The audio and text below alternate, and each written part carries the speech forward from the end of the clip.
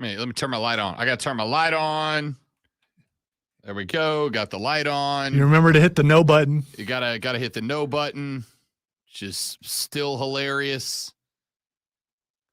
Ladies, gentlemen, boys, girls, children of all ages, the Rob Brown Show's on your radio. This is the Fan Upstate. Howdy, y'all. Good morning. Happy Thursday, my dudes, my dudettes. Wonderful to have you for yet another rousing rendition of the Rob Brown Show, bright and early every morning, joining you to give your AM a shot of audio caffeine.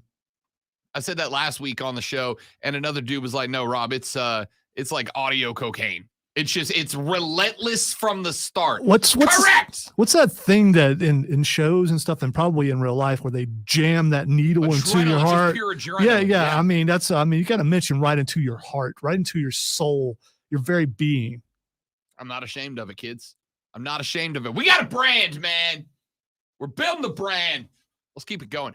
Hello, everyone. So wonderful to have you with us here on the show. Hope that you are having just the absolute loveliest of weeks, of days, of Thursdays.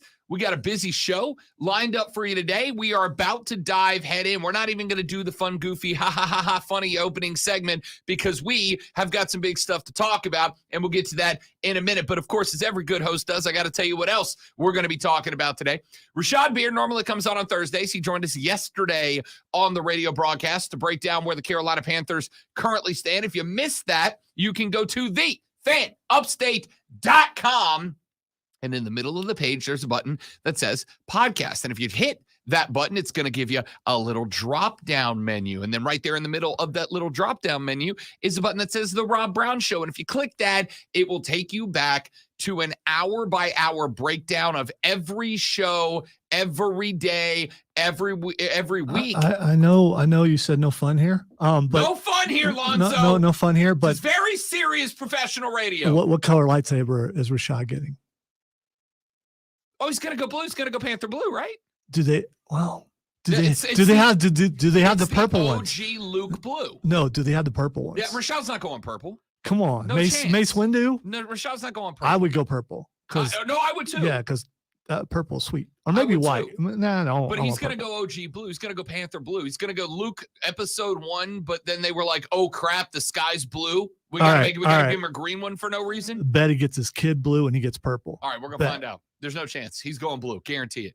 But if you missed that with Rashad, go to thefanupstate.com, click on the podcast button, drop it down to the Rob Brown Show, and download yesterday's first hour of the show, and you can listen to that interview. Instead, during the segment that Rashad would ordinarily join us for, Lonzo and I are going to talk some Panther football in that spot, because Bryce Young is practicing this week. And there is a chance that Bryce Young could play coming up on Sunday. Too Sweat might be in the game on Sunday.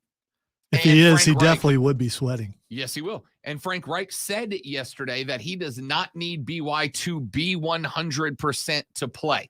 I think that's insane, but we'll talk about that coming up at the end of this hour. Then at 10:20, Emily Adams of the Greenville News is going to join us because we got to talk South Carolina, Tennessee. Then at 11:20, it's Thursday, and you know what that means. It's time for Fight Club with the great one, Lonzo, where we'll take you on a trip around the world of boxing, MMA, pro wrestling, and more. Just a quick tease, but you know that there's a premium live event and a pay-per-view this weekend. There's a lot going on right now. There is. A lot going on right now. So we'll get to that coming up at 11:20 this AM. Also, we'll go ahead and give you the heads up tomorrow. Tomorrow on the radio broadcast, we're trying a little something new. In the second hour of the show tomorrow, it's going to be all college football, and we're going to go behind enemy lines. What I mean by that is that on tomorrow's edition of the show, we are going to have joining us at 10:20 Adam Sparks. He covers the Tennessee Volunteers in Knoxville. Adam's going to come on and talk some Tennessee v. South Carolina with us. And then coming up after that, in the final segment of hour number 2 tomorrow, Tommy Sladek covers Syracuse for NBC and hosts the Orange Zone podcast covering Syracuse athletics. He will join us to talk Syracuse Clemson. So the whole second hour tomorrow is going to be college football weekend preview. And then, of course, we'll make our NFL picks in the third hour tomorrow. But yada, yada, yada. Great, cool, Rob. I'll worry about tomorrow. That's a tomorrow, Rob, problem. Today, we got to talk about something else. I know, ladies and gentlemen, that all of you have just been enamored, have just been loving conference realignment discussion, which has been going on, according to the history books, for roughly 362 years. At this point, we have been discussing realignment. Welp, yesterday, there was a story that began circulating around. Yesterday, the story started circulating. The rumor, let me go ahead and just put that in bold, italicize it, underline it. The rumor that Clemson has found a way out of the ACC grant of rights agreement. Wait, we're hearing this again? This sounds like familiar territory that this has been spouted over and over again, according to sources, and nothing has happened. This rumor is a little different from some of the ones in the past. In the past, there's been really three stages of it. The first stage was Clemson is saying goodbye.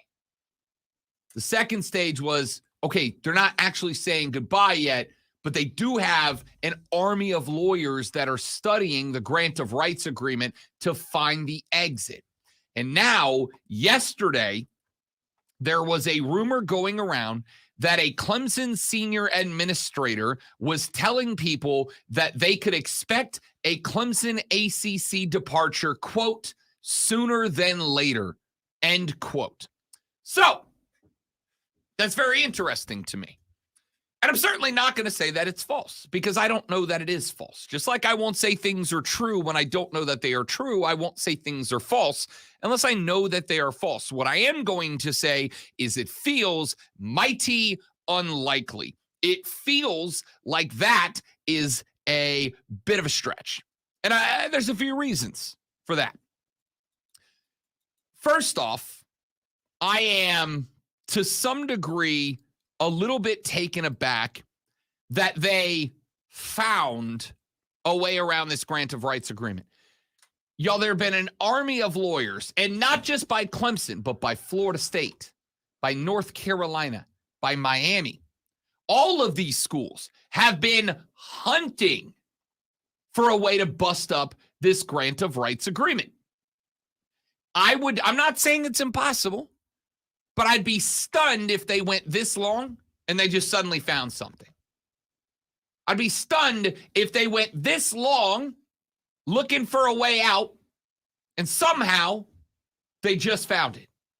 I don't know what possibly was in there that took this long. And then somebody on the internet, one of the wonderful, I'm not an attorney, but I play one on the internet folks out there. So, well, wait a minute, Rob. What if, hear me out. What if the ACC grant of rights agreement was put together in a way that obligated Clemson, Florida State, North Carolina, and Miami to the terms in that grant of rights agreement if the ACC maintained its current format? That is to say, what if the GOR terms were changed? What if they were upgraded when the Atlantic Coast Conference added in more teams?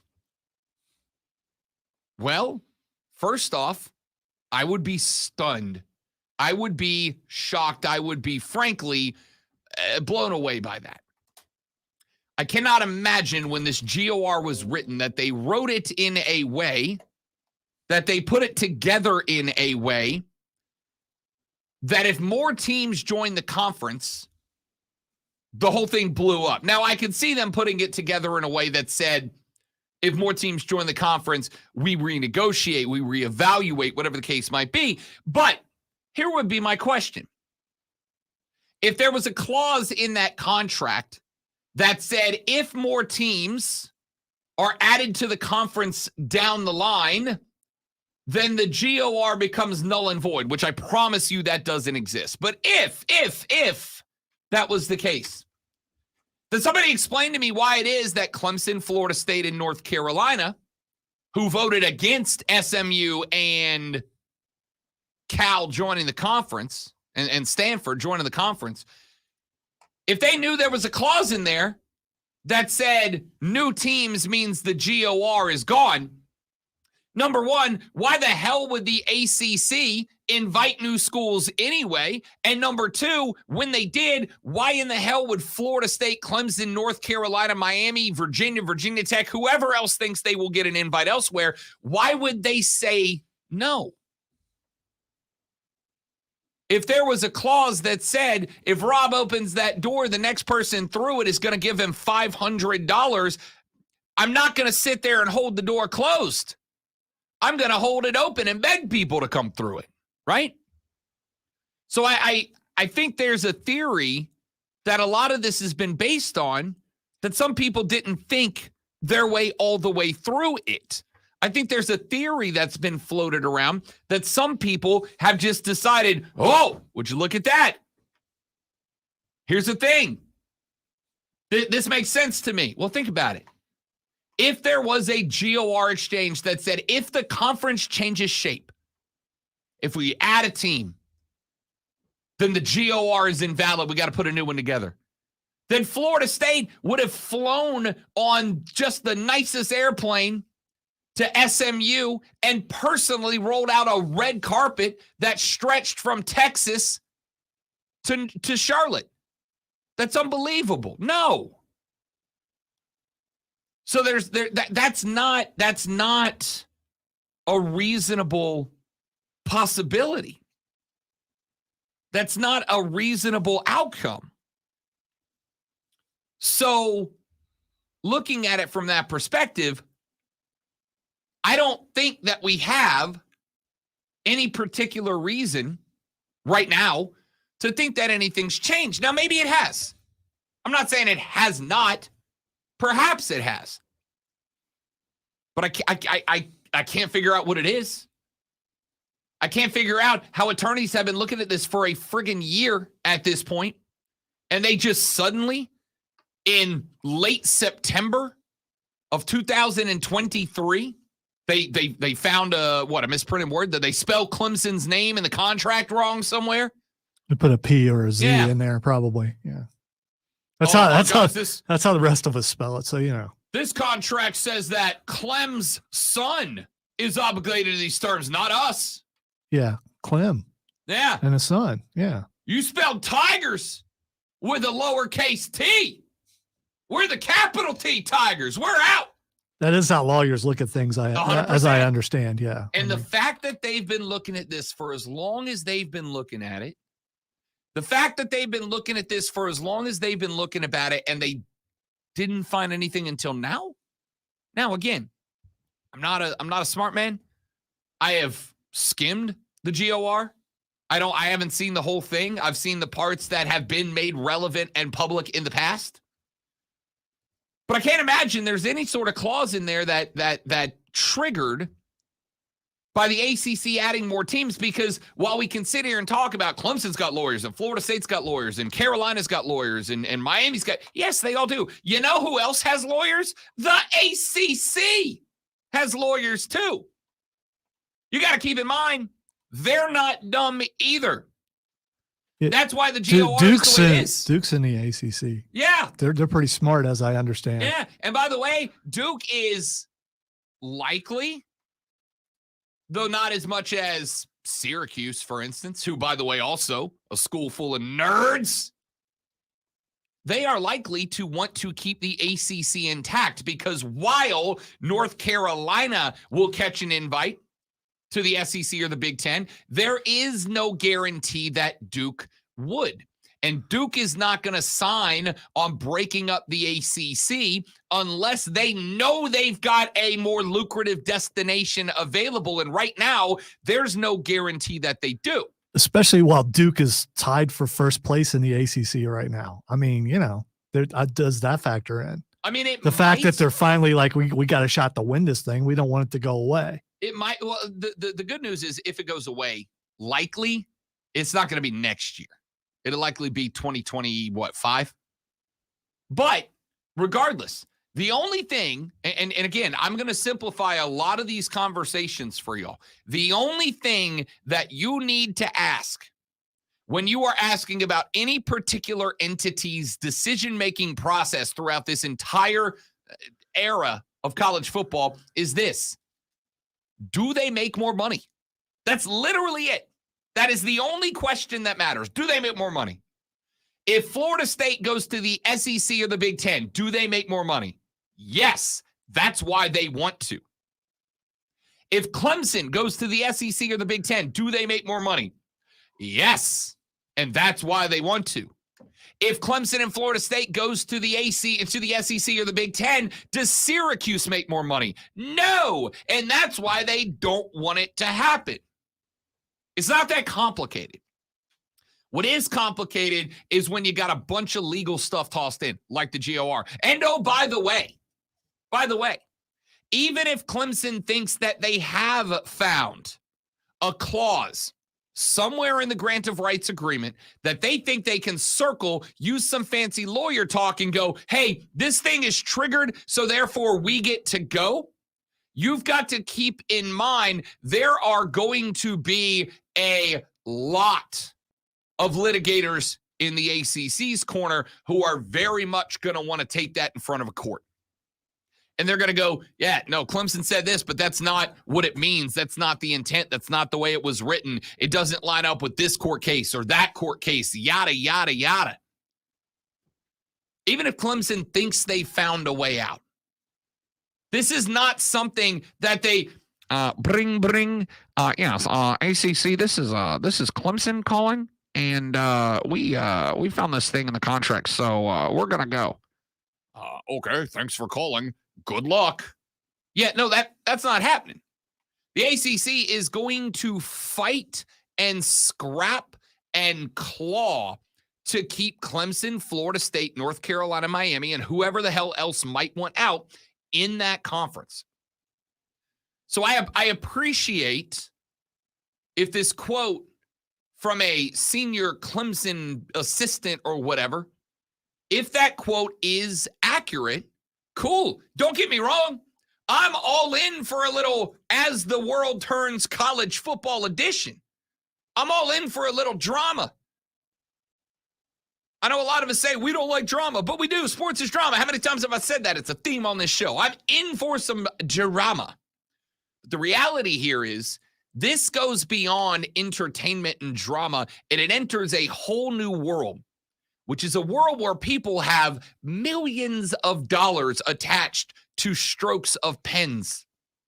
And those people are not just going to roll over. So I'm not saying that it's inaccurate. Maybe I'm back on the airwaves in a week and a half. Maybe I'm back on the airwaves in a week and a half, and I'm like, holy bleep, y'all, they did it. Holy boat. He's not going to be off for the next week and a half. It just sounded like that's what he said. Hey, a little vacation never hurt nobody. Maybe we are on these airwaves in a week and a half going, my goodness, they did it. There are some brilliant folks in Clemson, South Carolina that figured out how to get out of the GOR. Ding dong, the ACC is dead. Maybe.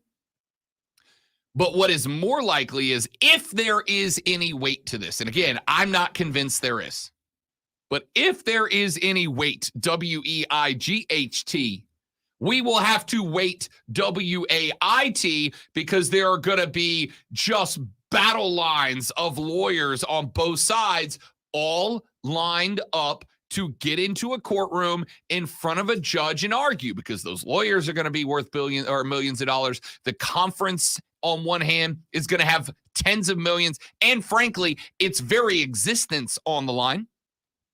The schools are going to have millions of dollars on the line.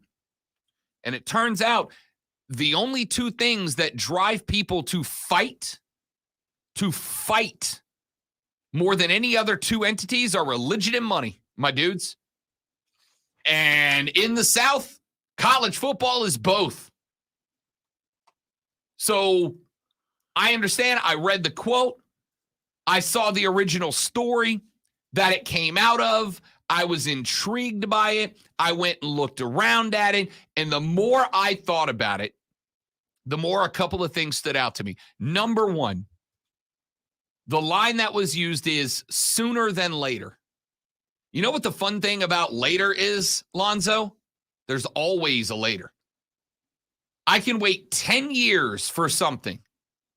And then I go, hey, when is this thing going to happen? And Lonzo can go later. And he's still not wrong.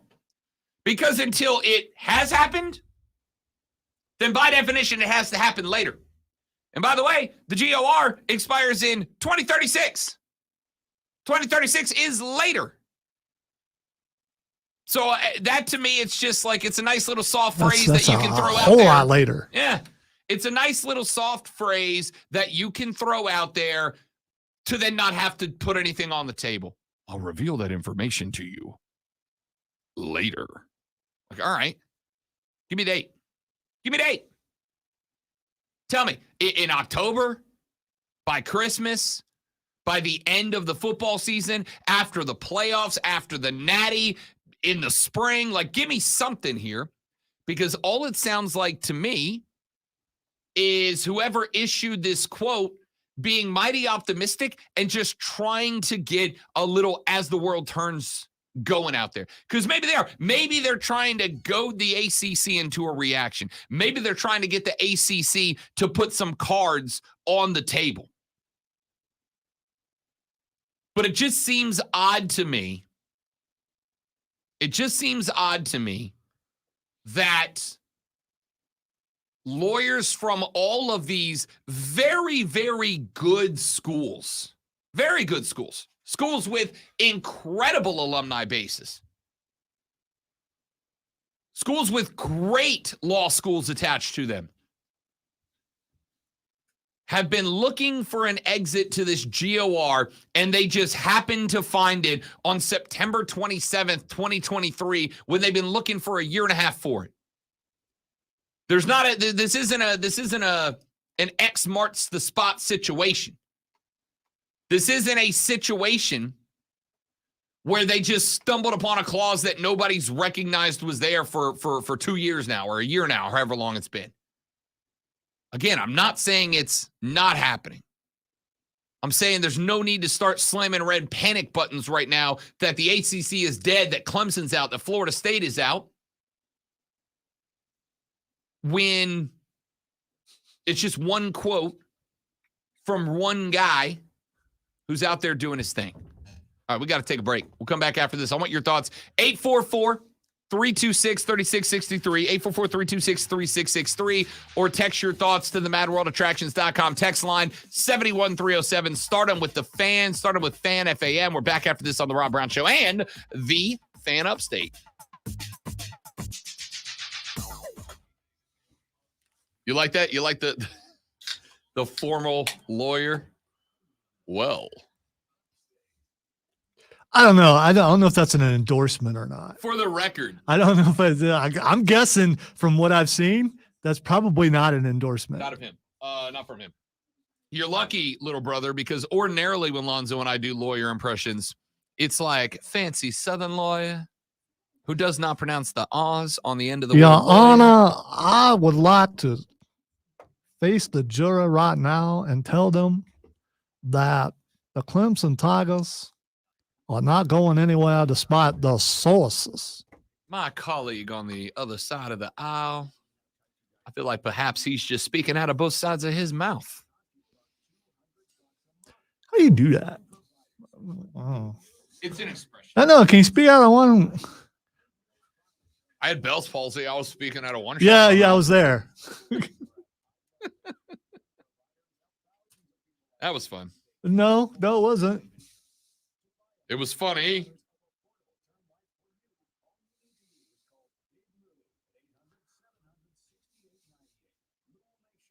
Welcome to the great state of South Carolina.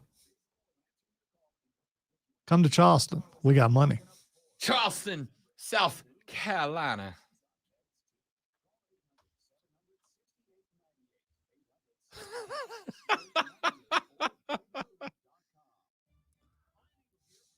I don't get it.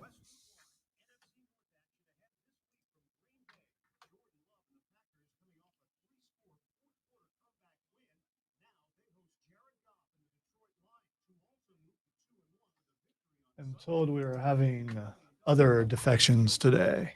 Or yes. Other defections? Not defections. I'm trying to Oh, okay. I got it. Got it. I got it.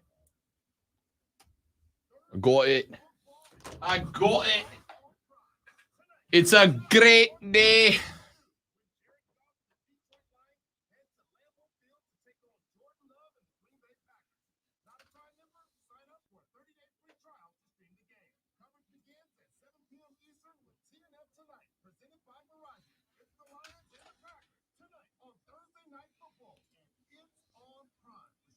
You ever called anybody your bro chacho? I do now. I mean, I just wonder where that. I'm sure I have in the past. Yeah, I mean, is that a north thing, a south Bro chacho. thing? Bro chacho. We played the game where you work the word bro into other words like Abraham Lincoln, Teddy Roosevelt. And is this in honor of the original bro, no longer the original bro? No, this is from this was a How I Met Your Mother game from back in the day. Oh yeah, I've watched some episodes of that. My children are really big fans of it. I love that show. It had one of the worst endings, but it was 99% a great show. True acting by that Doogie Howser guy. Sincerely. Is your camera working? Because your screen on mine is black. Yeah, it's fine. I mean, over here, I mean, they can. I'm just gonna refresh. Can you guys see me? Hopefully, this doesn't. I'm sorry I have my phone out, but I am dealing with some business throughout the building, and you know. We got a lot going on here around the radio ranch. I got one thing taken care of. Though. Got a lot going on. I got one thing taken care of. Good. So I'm good with that one. You got the one thing taken care of? I got the first thing. The first crisis has been averted. The second one doesn't involve me, but it could. So, you know. Like you're not watching, Joe. You're going to be watching Saturday night. That's what Clemson fans do. They watch South Carolina's game, and South Carolina fans watch Clemson's game. I mean, you know, that's what rivals do. Joey B, yes, you and the little brother would painfully get along. But yes, anybody who makes a Futurama reference is good with me. Hey, he's my hair bro. So, I mean, you know, so Rob's working on it, trying to be one of the club, you know. We're getting there.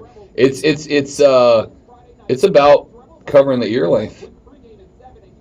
I mean, you don't have Mitch album ears, so you didn't have to worry about the covering ears. If you did, I mean, that dude, he knows how big his ears are. Those things are huge. Oh, wait, is there a point where like the middle part becomes the default, or like is it because you got a cowlick probably? I do. I got 4. I got 2 in the front, 2 in the back. So do I. Yeah. I can't tell though because weight. Or maybe my cowlick just fell out with my receding hairline. For those of you who I don't think that do cowlicks fall out? I mean, if it's in the front and your hair recedes, you lose it. If the cow does stop licking at some point. Does the cow stop licking at some point? At Is some now point. a thing that Lonzo said on the radio. Probably not the first or last time either, though. If I had to guess. Texter said, Texture says, I have sources that tell me the Rob Brown show will be the new afternoon show in New York City. Rob was in NYC not too long ago and went to Odyssey HQ. Zoe, cue the conspiracy music. We haven't pushed the conspiracy button in a minute. Don't do it on this. Because I forget where it is. Yeah, that's fair.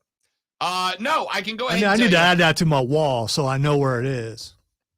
Texas said, Rob, leave the law stuff to the other better Brown, Little Brown. I wonder. Well, no, I was going to say, I wonder who texted that. I'm sure he would never call himself that. No, never met him before, but I'm sure that he would not do that. Correct.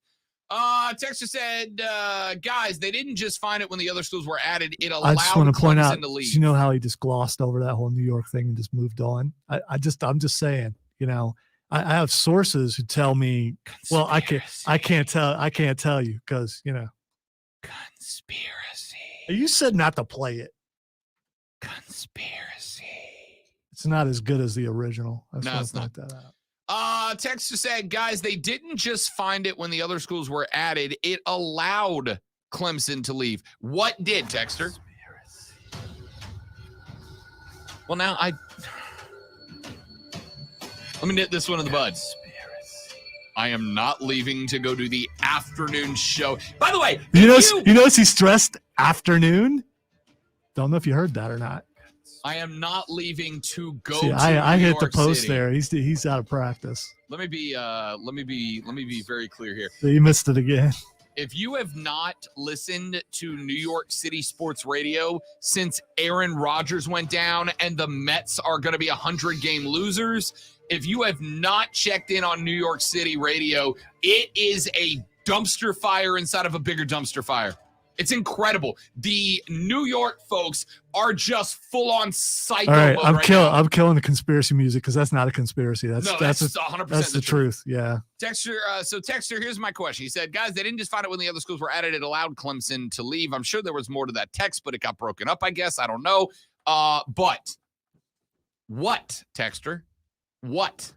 That's my question. Here's what I'm saying. And please don't take this as disrespectful. It is not meant to be. But I do like to think through these things critically. So if you bring something that says they didn't just find it when the other schools were added, it allowed Clemson to leave, unless I'm just misreading your text because I'm dumb and I might do that. My question here is what? What in the grant of rights says that? This is what I asked in the last segment. If there was something in the GOR that said, that locked in the GOR, unless more schools are added, then why would Clemson, Florida State, Virginia, and Virginia Tech vote to keep the new schools out? That makes sense. If schools being added killed the GOR, wouldn't the schools who want the GOR dead be like flying out there to offer to help them move? Metaphorically speaking. Texas said, Rob, have you ever had to run off set to or have tummy issues while you're on air? That's from Wes. Wes, I've been in this game, the end of football season will mark 16 years. Let me tell you how long I've been in this game. Yeah. Been in this game 16 years. I can tell you that yes is the answer, but I believe it's been like less than 5 times. So it's about once every 3 years where I'm like, you have to take us to break right now, because if you don't, there will be a biohazard in the studio. It happens about once every 3 years. See, we've been together almost 3 years. I don't recall it happening. Yeah, I don't think it's happened here. Yeah. Or at least not that I haven't been able to play well, off you're eating better. You're eating right. You know, that sort of thing.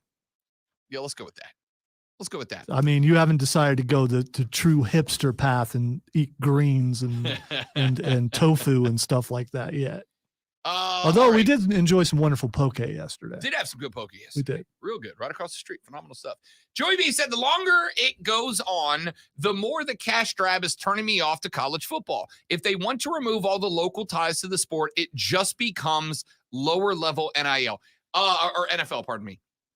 And Joe, I get it, and I don't disagree with you. Here's what I'm going to say. This all started a very long time ago.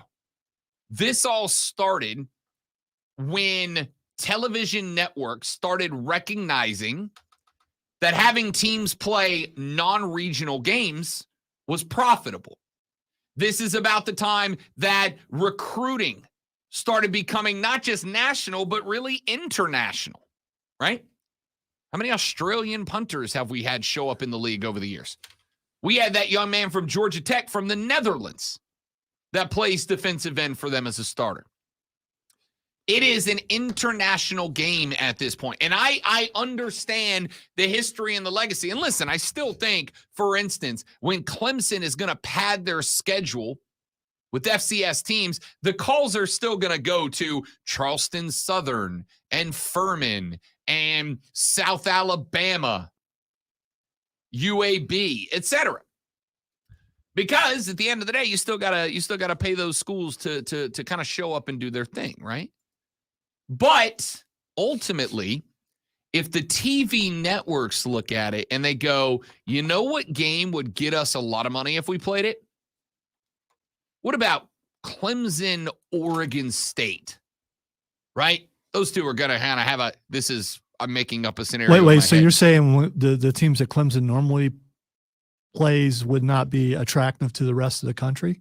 So they're looking at, sprucing Clemson up, that team that seems to be on the other side of the hill or mountain, depending on how you look at it.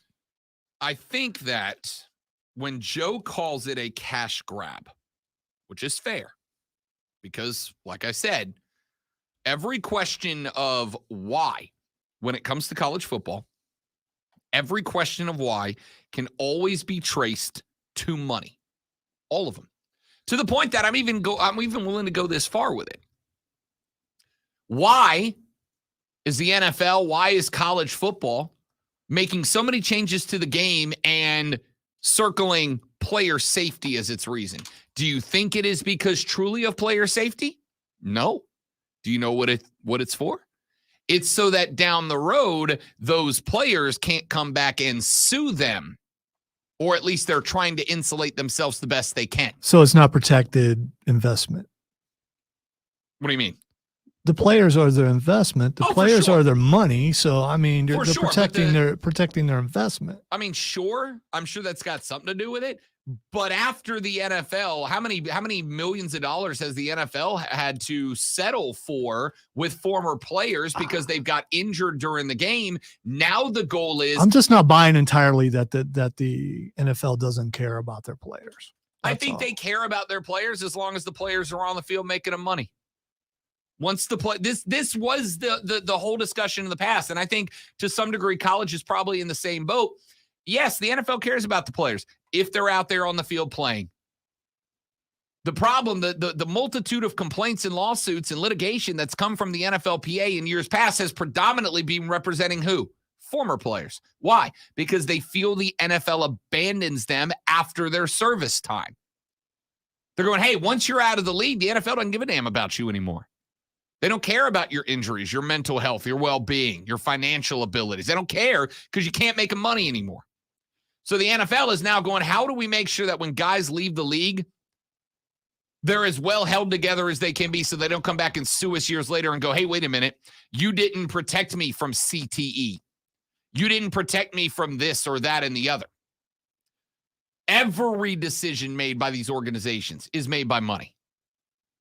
Your college has always operated this way. It's not new. It's just that it used to be on a much smaller scale. And it used to be that the primary seat of the money generating power was school by school. And then it was conference by conference. Well, guess what? The conferences are now owned by the television networks. This was something else somebody said to me yesterday. They're like, Rob, what if ESPN stepped up and said to Clemson and Florida State, we want you in the SEC, we'll pay the exit fee? No. And here's why. What is the primary reason that Clemson and Florida State want out of the ACC but cannot get out of the ACC? More money. The grant of rights agreement and the finances attached to it. Clemson and Florida State want more money attached to the GOR. They can't get it, so they want out. But they can't get out because of the GOR. is the primary investor of the GOR with the ACC? ESPN.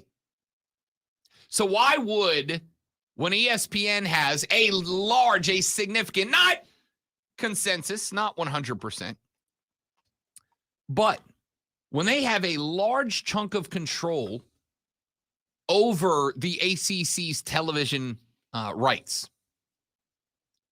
why would they break that up? They have, the ACC has the most television-friendly grant of rights agreement that exists right now.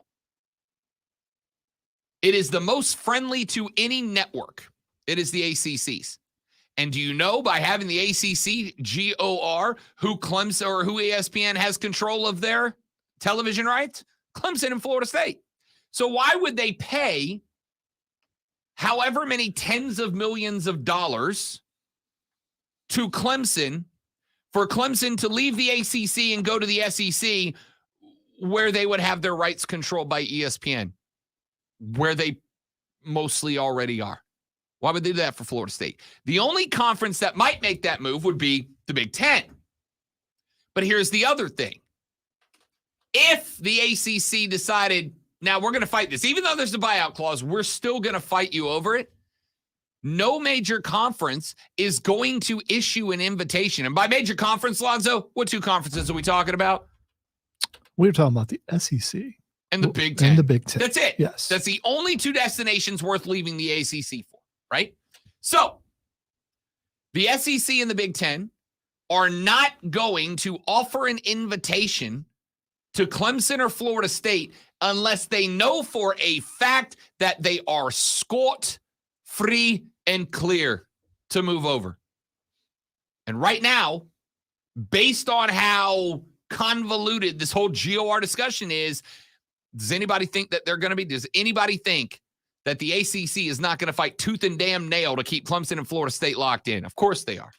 So as long as there's even the threat of litigation, I don't suspect the SEC and the Big Ten are going to hand over an invite. And if the SEC and the Big Ten aren't going to hand over an invite yet, what's the point of leaving? My old man used to tell me, Lonzo, don't walk out of a job unless what? You already got another You one. got another one. That's spot on. Is it a big gamble? Sure. Is there the opportunity to go, you know, if I leave this job, I can put all of my effort into building a portfolio, a resume that gets me a better job? Sure. But it's also a massive risk. A risk that if you fail, you're homeless. And I don't know about you, but I don't want to go through that. I'm sure Clemson and Florida State don't either. Let's take a break. We'll come back. We'll wrap this up in hour number one. If you got more thoughts, you are welcome to hit us up with them. 844-326-3663. 844-326-3663. Text us at 71307 on the MadWorldAttractions.com text line. Start that text with FAN, F-A-M. We'll read them on the air. We're back after this on the Rob Brown Show and the Fan Upstate.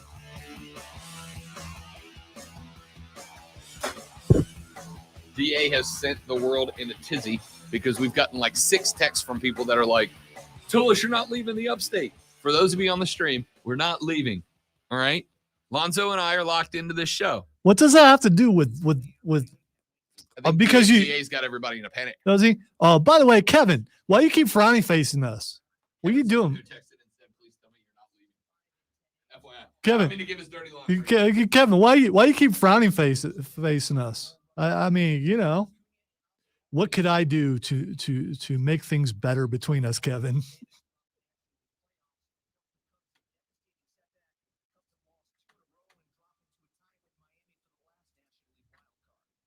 I also don't know if frowny face is good or bad. It looks like a frowny face. Or is that an angry face? I don't know. I don't emoji, so I don't know.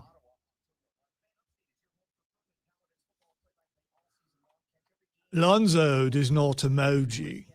No, he does not.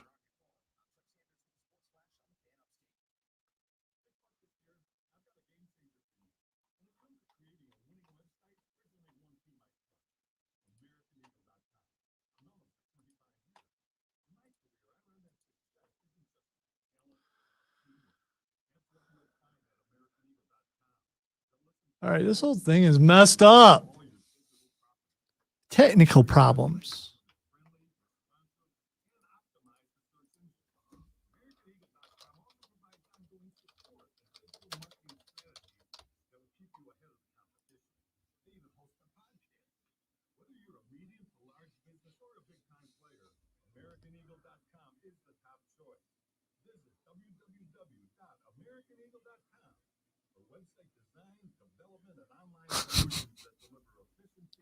I can comment on part of that, Kevin. It's all about money, dude. All about money. And Rob does talk an awful lot about if he was offered this amount of money, he would go to this place. Here's something else you need to know. And I don't know if you've noticed this. Radio is becoming a thing where you don't have to go somewhere to another city to do something. You can do it from the city that you're in. He's not going to New York unless he's going to visit, but still.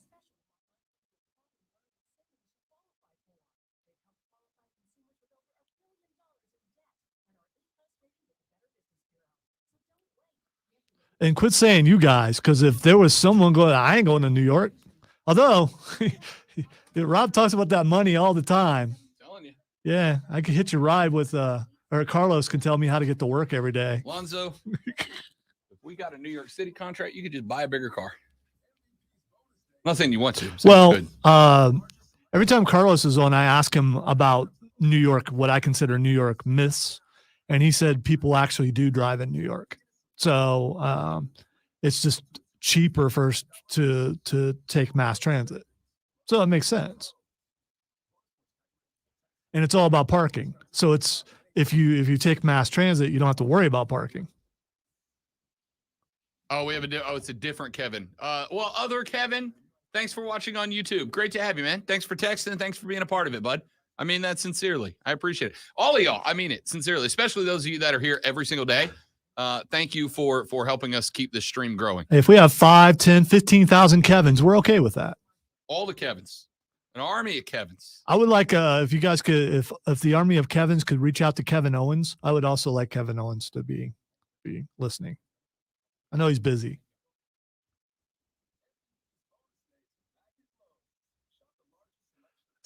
See, that's the thing, and I get that's why immediately you would think that Rob is jumping ship and going somewhere, because he constantly goes, if someone offered me this amount of money, I mean, it's like once to 3 times a day that he mentions that. Thought I was going to say a week. I mean, is that not true of 95%? Yeah, of us? but you put stuff in people's heads thinking that you're just waiting to jump. I can't yet control what other people think. Working on that. If he could, I'd be quiet for an entire show.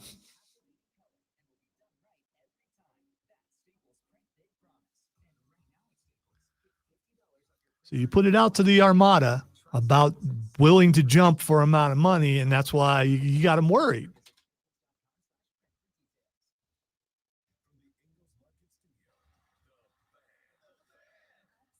Yeah, it would be funny, James. It absolutely would be hilarious.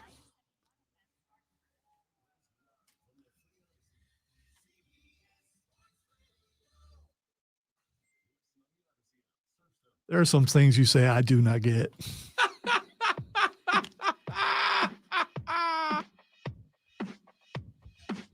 Wrapping up hour number 1 here on the Rob Brown Show on the Fan Upstate. I am Rob.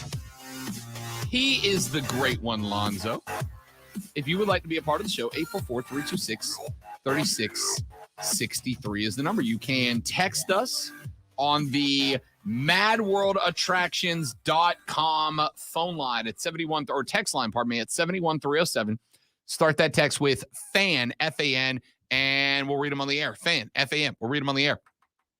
Let's let me clean this whole thing up, and then we will move on to other things in the next hour, including Ronald a Jr. He lives in Pickens County. Ronald Acuna. Uncle Daddy is his favorite person. Kicking down the door to the 4070 Club, the first and only member of said club. We're going to talk about that coming up here in a minute. But before we do, let me wrap this up.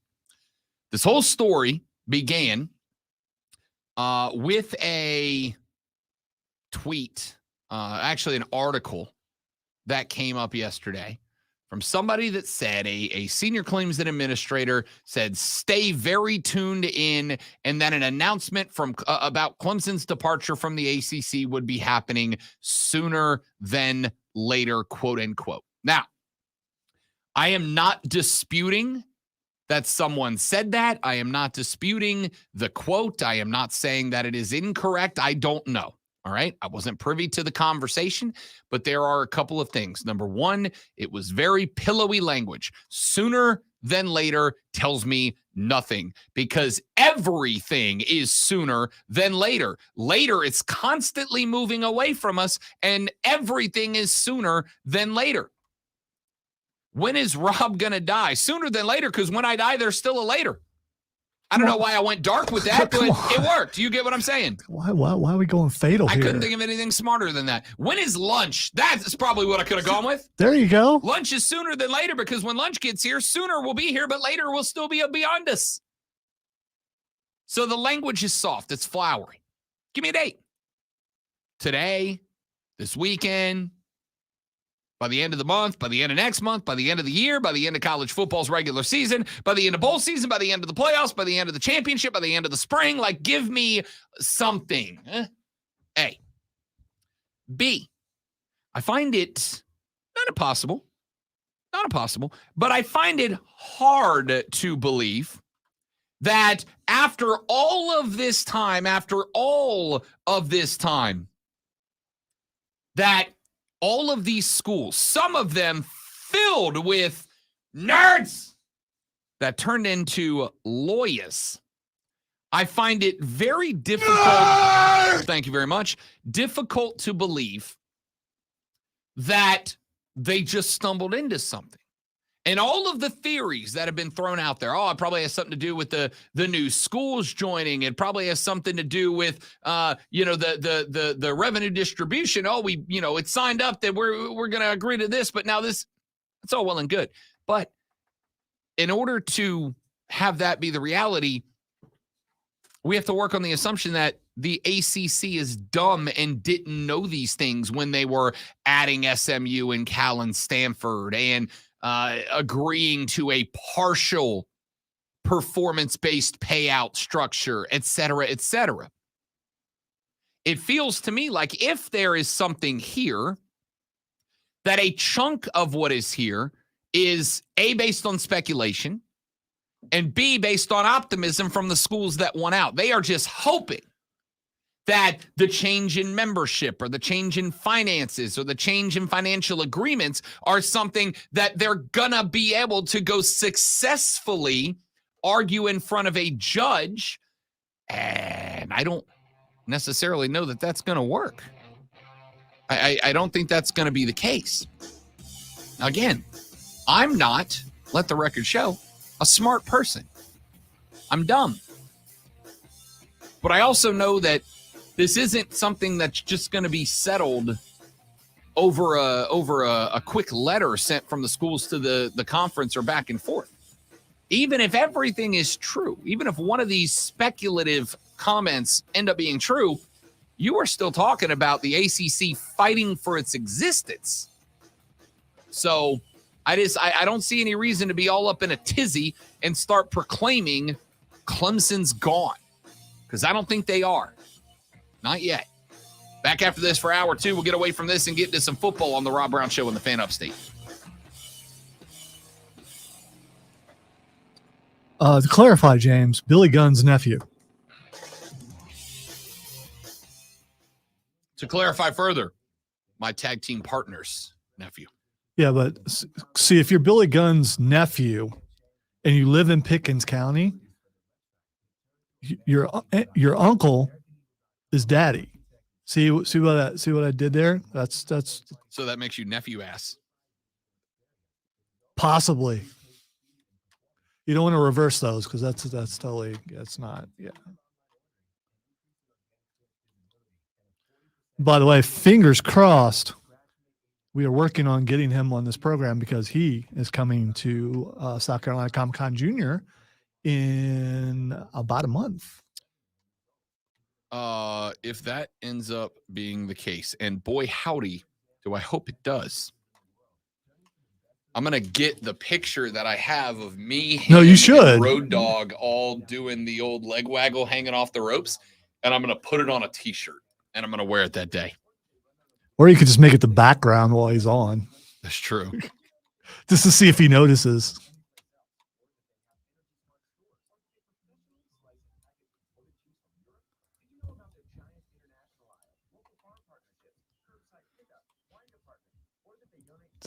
You know, I hate to say this out loud, but would it hurt if he doesn't remember?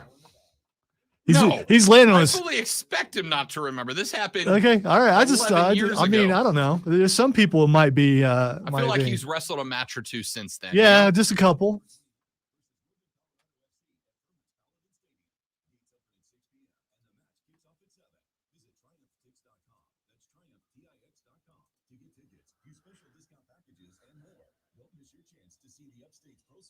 So you don't want to hear him on this show, Kevin? Lovingly, don't care. We can get Daddy Ass on. Not only are we getting those him appear on, to be a flock of birds. a whole flock. Yes, I don't know how many. I don't know how many birds it takes to make a flock, but I'm guessing that's one. As Jared Ian Brown once said, the whole flock. It's my favorite thing.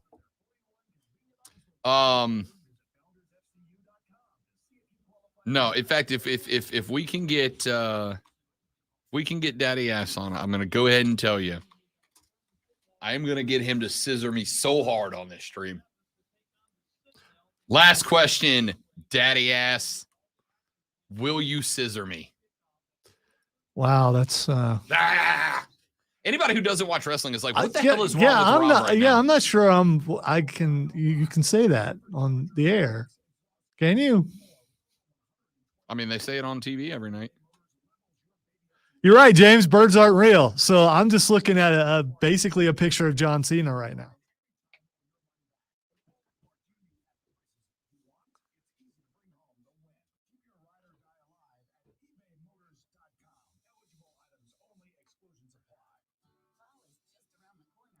Oh, that was Boomer. I'm like, what? That voice is rusky.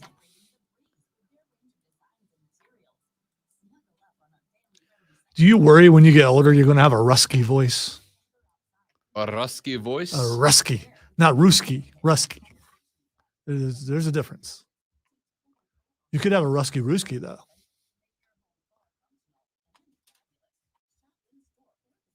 That sounds like a drink that you would have, a rusky Ruski. It does, actually.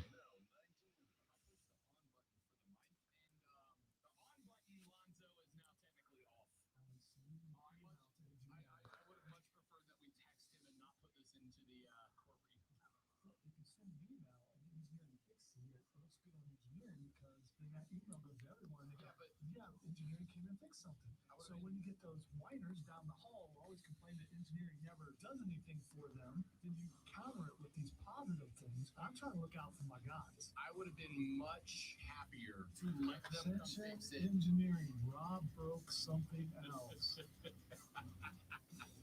I need you all to know, Captain America, Chris Evans down the hall just fixed the on button for the mic. And Lonzo, because he's Chris, he installed the button upside down. So now it says no. Same great show, new time. The Rob Brown Show. Now 9 to noon. That is the 2024 Star Award winner. Count it.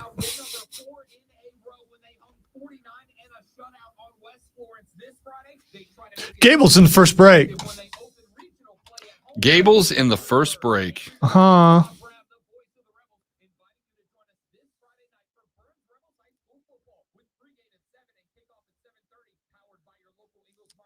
Kevin, go back to driving your big hauler thingy. Stop it.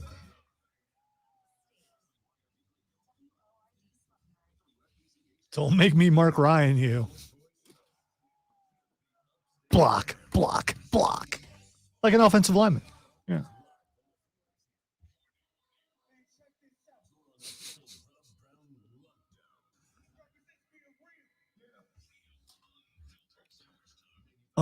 Yeah.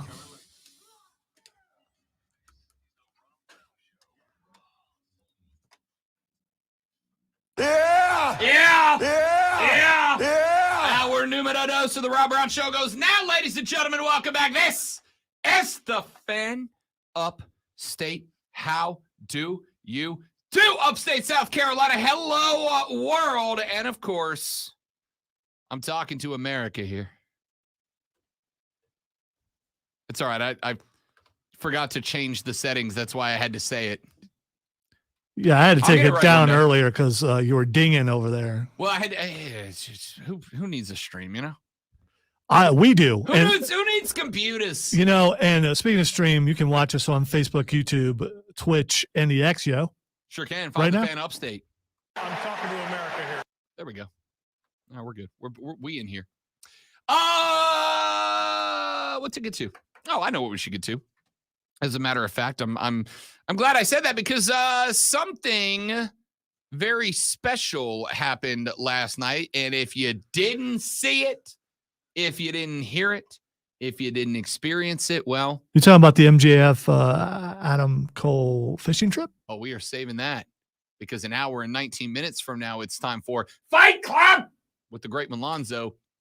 And yes, we will be talking about friend of the show, Paul White. But no, I was talking about a different guy who has had a mega pop year of his own, and it's this guy. Travis Kelce? Ronald goes. There it is. He did it.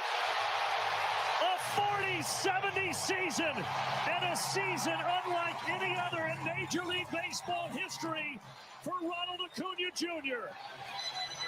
Take the base and take a bow, number 13.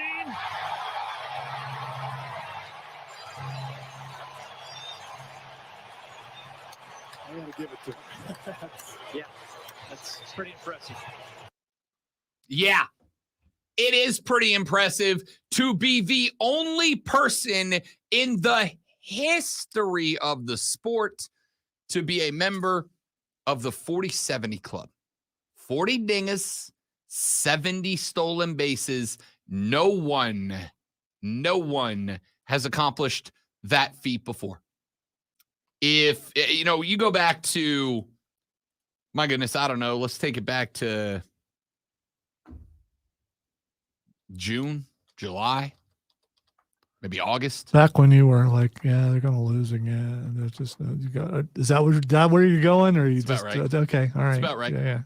If we take it back to then, I was telling you guys, regardless of what happens with the Atlanta Braves right now, regardless of what happens with the Atlanta Braves, you better be watching Ronald Acuna Jr. And you better be watching Ronnie because he is right now in the midst of a very good season. Well, it turns out it wasn't just a very good season. It turns out it was a historic season, ladies and gentlemen.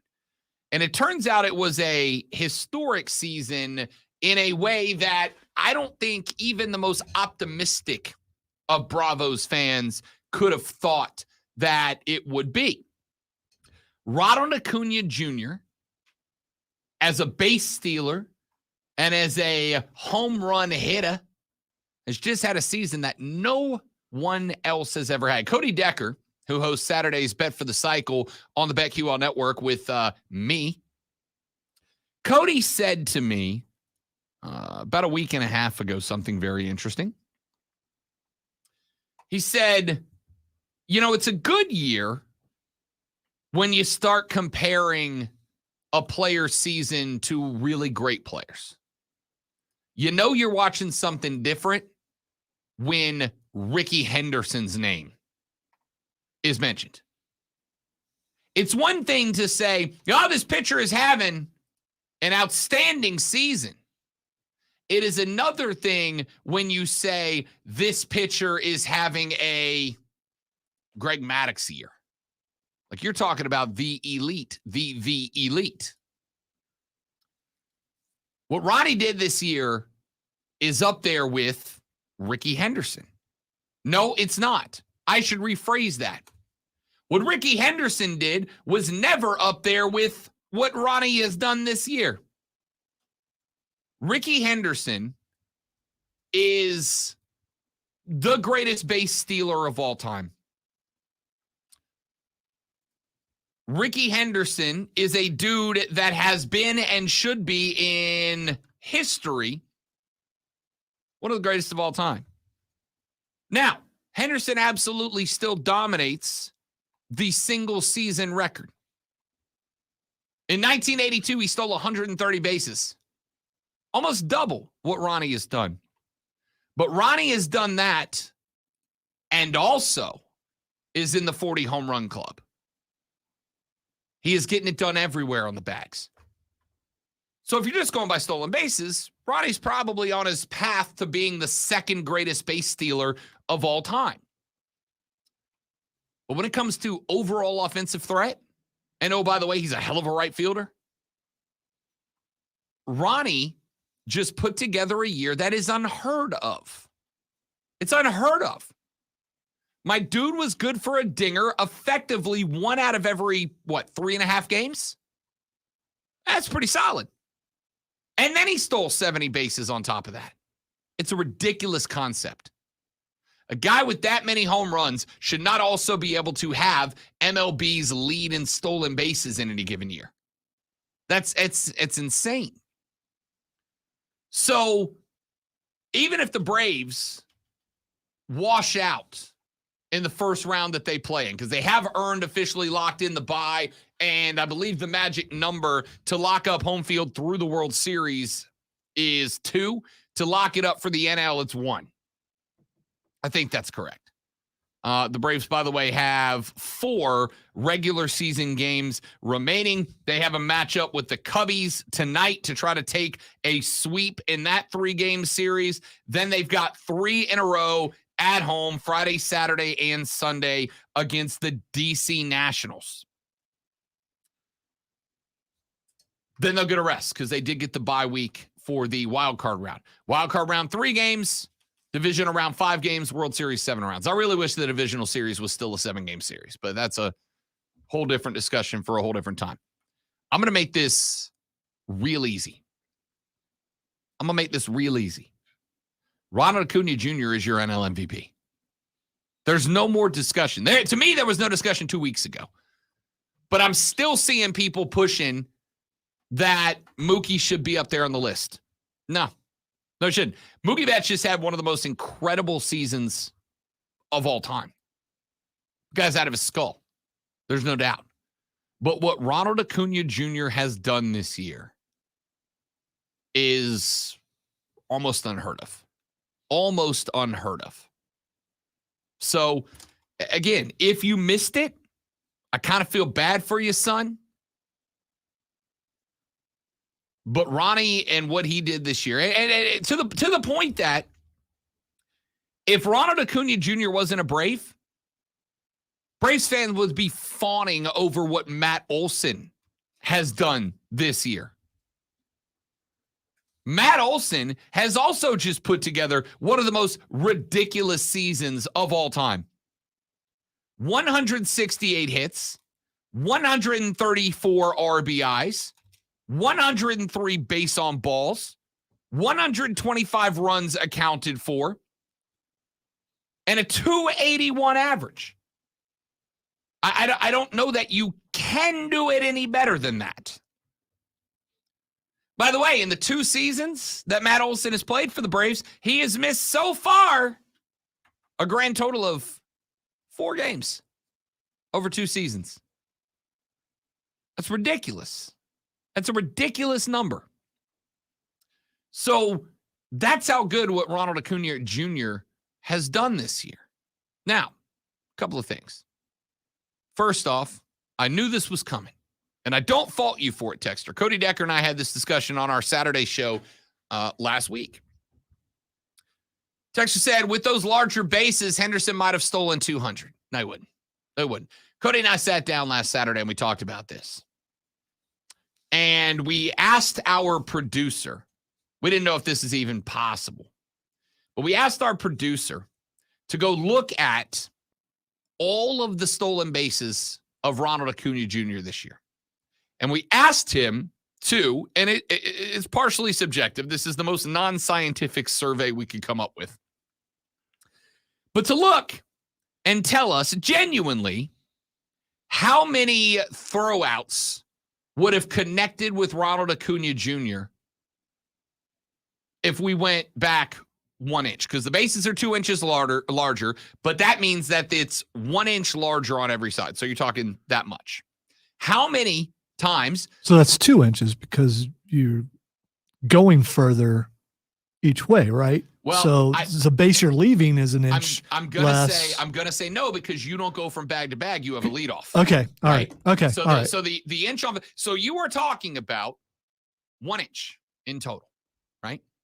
The only time that would make a difference is if you were going from bag to bag, but you don't go bag to bag very often. But it's also not just an inch. It's an inch all the way around, right? Isn't it? Right. But if I'm going from first to second, right? If I'm stealing, but second, they don't hit the same part of the bag every time. What I'm saying is there's an inch on each side. Yeah. But 90% of the time, when you're sliding into second base on a steal, you're touching the side of the bag that's facing you. Sometimes you will slide around and try to get around the tag and touch the side on the way by.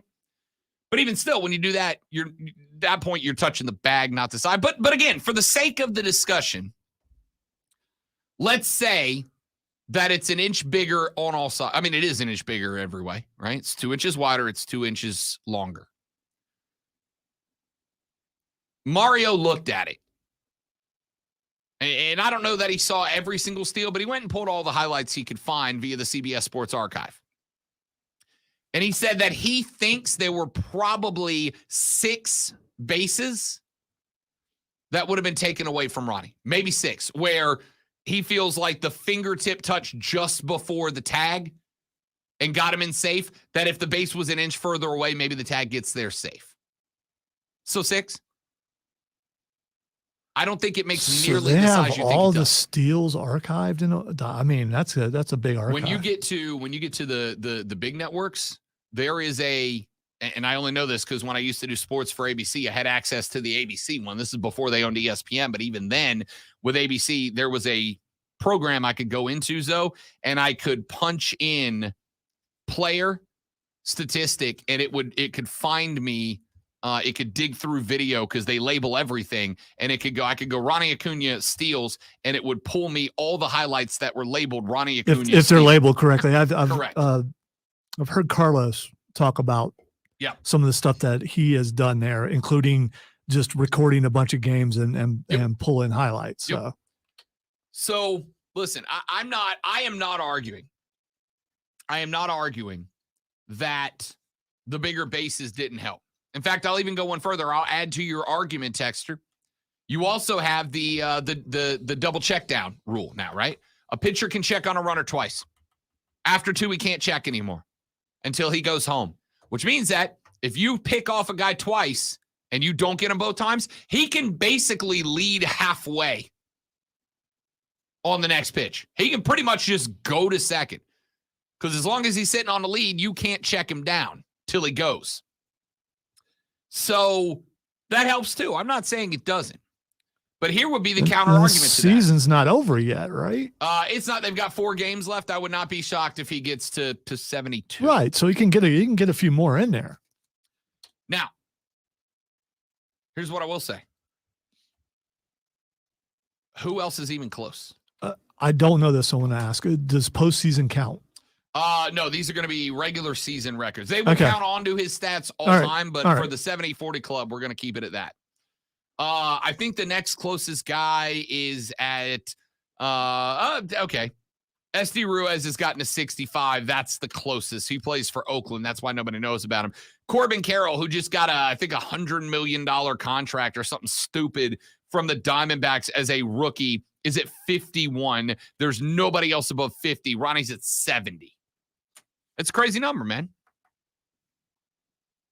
So anyway, I don't know. I mean, listen, I think people are going to work on diminishing this record all that they can. And again, the 70 stolen bases is not what people are impressed. It is impressive.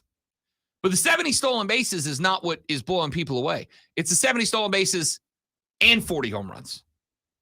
It's the 70 stolen bases and the fact that he's a top 10 RBI guy, right? Like he's excelling as a power hitter and he's excelling as a base stealer. The 70-40 club, not that he stole 70. There's been a lot of guys who have stolen 70. It's that he's stolen 70 and is putting the numbers up from the dish like he is. Because the bigger bases don't help you hit home runs. The pitch down rule doesn't help you hit home runs. It doesn't help you generate. I mean, maybe it helps you generate RBIs if we want to take a long-winded argument into it. But what Ronnie did this year is insane. Insane. All right, let's do this. Let's take a break. When we come back, Emily Adams of the Greenville News joins us. We're talking a little Gamecocks football, and we do it next. I'm Rob Brown. The great one Lonzo is at the helm. You're listening to The Rob Brown Show. You're listening to The Fan Upstate. Gables. All right, guys, quick live read, then we'll get Emily when we come back. Don't go anywhere.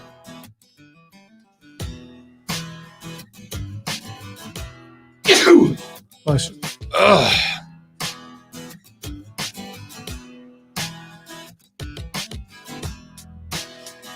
Ladies and gentlemen, if you or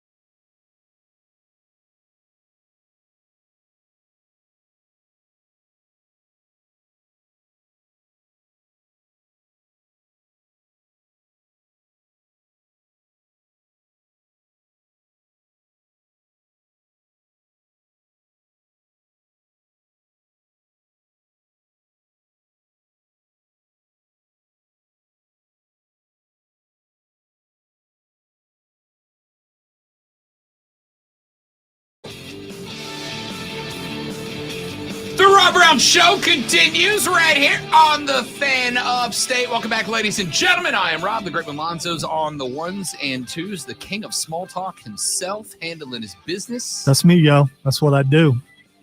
And, of course, the benefactor or perhaps victim of Lonzo's small talk today is friend of the show. She covers the South Carolina Gamecocks athletic department for the Greenville News. She is a fantastic human being. She is Emily Adams joining us on the show. Good morning, ma'am.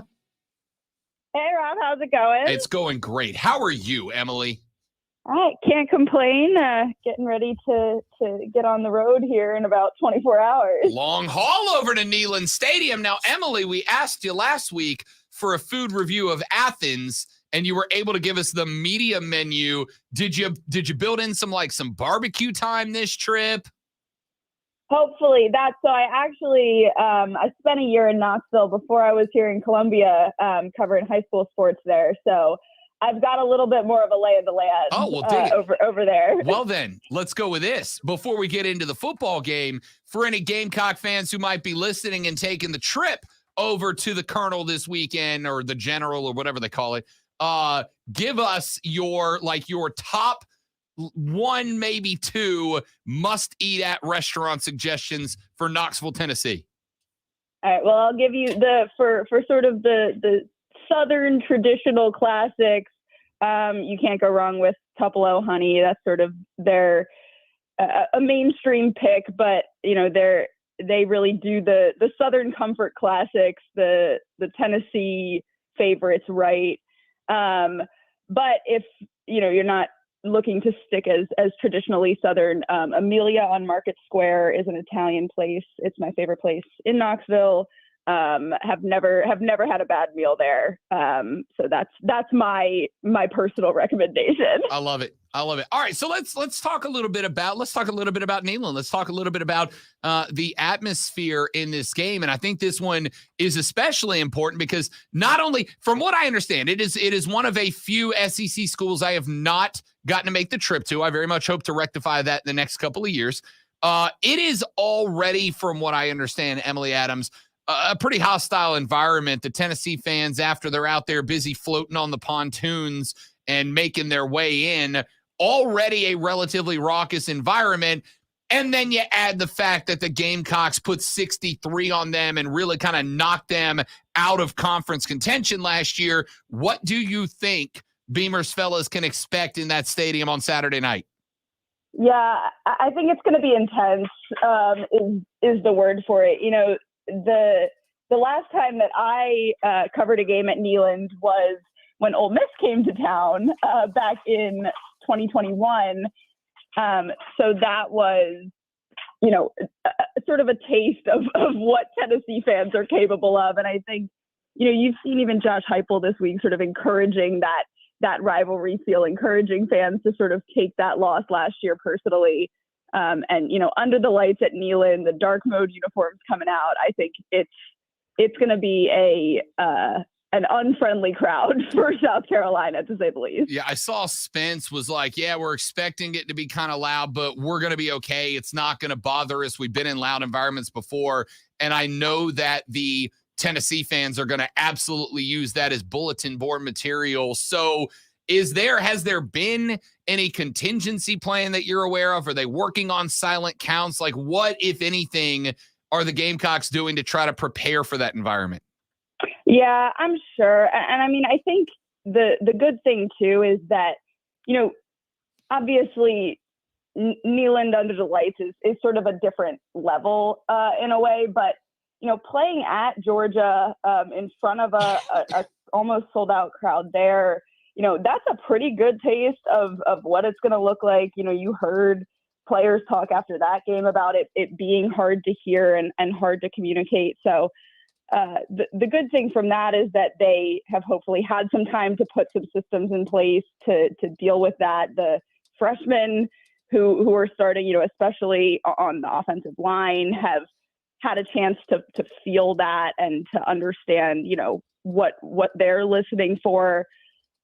So hopefully those experiences will help them, but I think, there's only so much you can do to prepare to experience something like that for the first time. Let's talk a little bit about this offense. And I think if you're going to talk offense, have to talk about Spencer Rattler and Xavier Legette and the connection that those two have established this year. XL leading college football in receiving yards right now. Spencer Rattler is being discussed up there amongst the Caleb Williams and the Michael Penix Jr.'s of the world. What has it been about that connection that has made those two successful, especially without Juice Wells out there the majority of the season, to kind of open the field up a little bit? You'd think that teams would be throwing more at Xavier Legette and making it more difficult.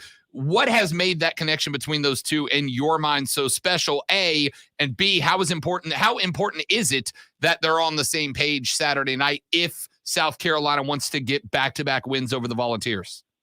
Yeah, it's huge. Something Dal Loggins talked about in his press conference yesterday that I thought was really insightful was, he's talking about Spencer being really effective at moving through his progressions and, getting to the third and fourth read before he sort of, flips into scramble mode.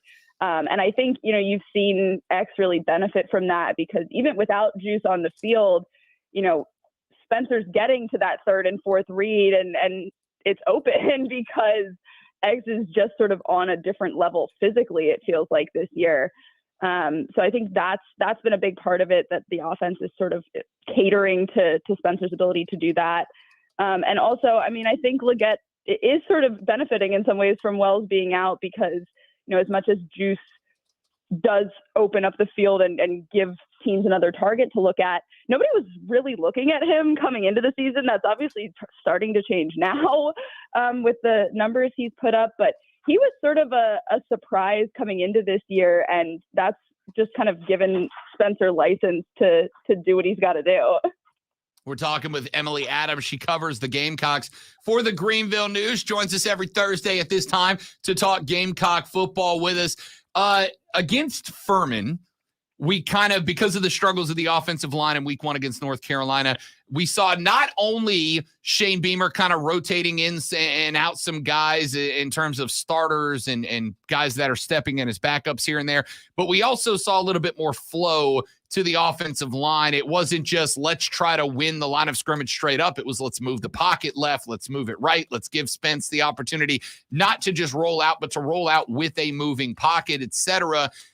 Do you think that game plan is one that is going to continue as the defensive lines that South Carolina faces continue to get better and better week by week? Yeah, it's tough. I think, this Tennessee game is sort of going to be a test. This is obviously the best defensive line they'll have seen compared to Mississippi State or Furman. Georgia is sort of up there, but this Tennessee defensive front has been so disruptive with his ability to generate sacks and TFLs and things like that. So I think they might need to play it a little bit more conservative this week. But if they can start to sort of work some of that offensive line movement in a little bit more, if they can, get Spencer going on the scramble again, he had some of those really big, 15, 20-yard runs against Mississippi State that were so huge. And so I think it's going to be a lot harder to generate that against Tennessee, but if they are able to generate it against a front like Tennessee, I think that sets them up really nicely going into the bye and then coming out with, Florida, Mizzou, Texas A&M right out of the gate in October.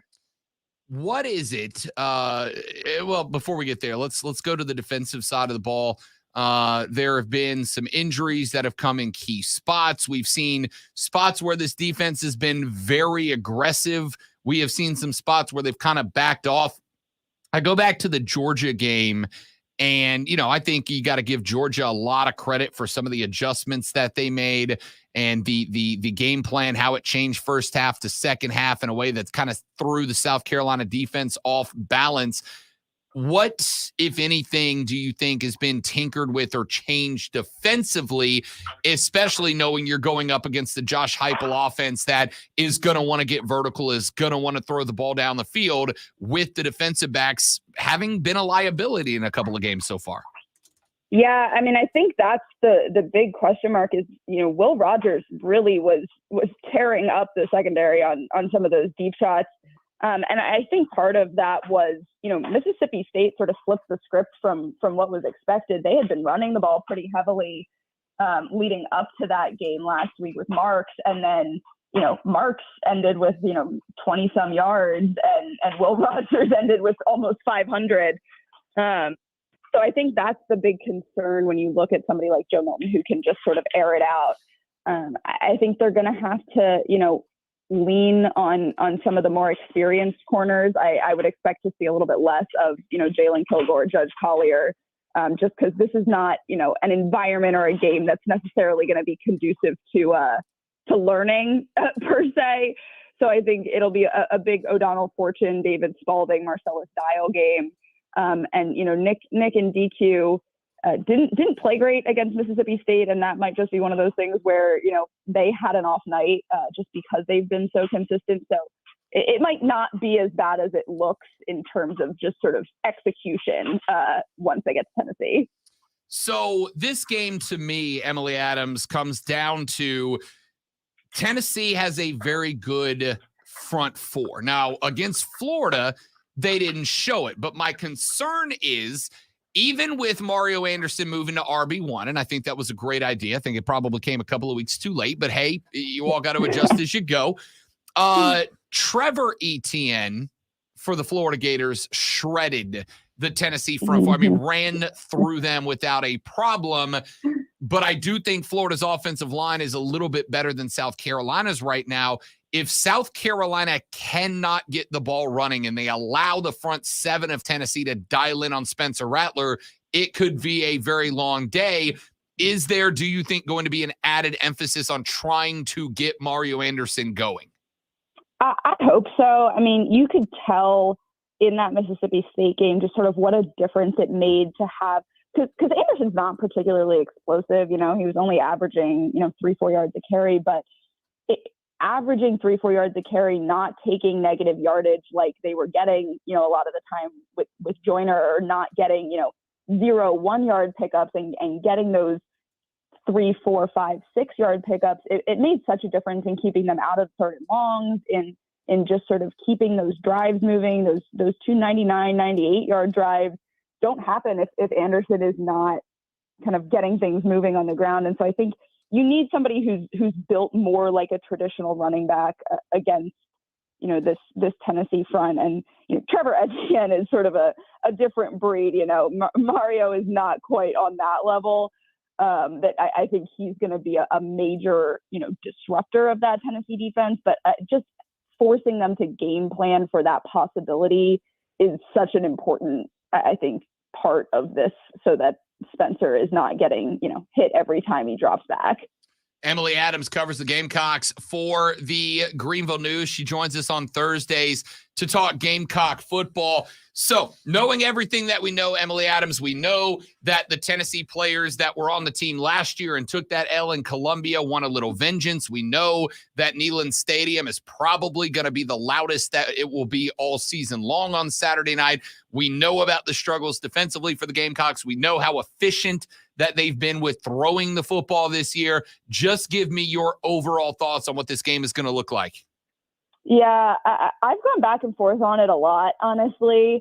And I think it's going to be close. I do think Tennessee is just the better team. I think winning at Neyland is hard in general, and Tennessee is just going to sort of out-talent them. But I expect this to be sort of a battle. I expect it to be pretty high scoring. It would not surprise me if both teams are in the 30s. But yeah, I think it's going to come down to those little things, home field advantage penalties and that sort of thing that are just going to push it in Tennessee's favor. But I think we come out of this game not feeling bad about where South Carolina is going into the bye. Yeah, it's interesting, Emily, because after the Georgia game, a game in which the Gamecocks took a lead into halftime, second half, Georgia made some adjustments, and I think the talent level just shined, right? Like, I think that second half was less about, the Gamecocks lost, and more about, hey, Georgia just kind of turned on the accelerator. I think looking at what North Carolina is doing right now, that L doesn't feel like as bad of one as maybe it would have felt like 3 or 4 years ago, because Drake May and the Tar Heels are a legitimately good football team. If this team falls to 2-3, I hate to say it because I know Lonzo's going to roll his eyes at this, Emily, but 2-3 in these first 5, if you are competitive, and you were competitive against North Carolina, you were competitive against Georgia, if you are competitive against Tennessee, I think Gamecock fans can look at 2-3 and go, yeah, we would have loved to grab one of those 3, be 3-2 going into week 6, starting the meat and potatoes of SEC play. But I don't think it's the worst thing in the world, because the games I am looking at, you've already won one in Mississippi State. I'd love to beat Texas A&M. I want to get Florida back for what they did last year. Those are the games that I think South Carolina has to win to prove that they are moving forward, not this one. Yeah, and I think, when you look at the schedule preseason, most fans are not, looking at North Carolina and Tennessee and going, those should be wins. I think for the most part, they were underdogs in both of those games. You're looking at that schedule going, okay, we'll probably be 2-3 at the bye. I don't think where they stand right now is particularly shocking to anyone. I think coming out of the bye, that 3-game stretch of Florida, Missouri, and Texas A&M is, I think, the most important chunk on their schedule, just because of what happened with all 3 of those teams last year. They had that horrible loss at Florida, that horrible loss to Mizzou at home, but also kind of had it balanced with that, first win in program history over Texas A&M. So I think those are going to sort of be the measuring stick games for this team. And Tennessee is sort of their last chance to get their feet under them before they hit that stretch of needing to win. Emily Adams covers the Gamecocks for the Greenville News. You can find her on Twitter at EAAdams6. She will be in Knoxville, Tennessee at Neyland Stadium covering this game on Saturday. And when she returns next Thursday, I suspect she's going to have a solid Knoxville food review for us. I will do my very best. Emily, you are the very best. Thank you, young lady. We'll talk to you next week. Thanks for having me, as always. You got it. That is Emily Adams. You can follow her again on Twitter at EAAdams6. We are back after this to wrap up hour number 2. Hour number 3, we're going to get some of the other things we have not gotten to yet. And Fight Club with the great one at 11:20. It's all coming up on the Rob Brown Show. Ladies and gentlemen, this is the Fan Upstate. All right, to answer your question, I know it's cliche, but I'm going to have to go with On Your Left. That still was, I'm not mad about that. Yeah, that was an amazing thing. I'm not mad about that. On Your Left was great. For nostalgia's purposes, I will tell you that the scene in the OG Avengers where they get in the circle and the camera spins around them and you see them like as the Avengers for the first time, man, watching that in theaters, God, how long has it been? 12 years now? Watching that in theaters the first time when Iron Man lands and it spins around to Cap securing the shield and Black Widow cocking the gun and Hawkeye pulling the arrow, man, it was just like, this is real. Like, we're watching it. This is real. It's incredible. All right, give me 45 seconds, guys.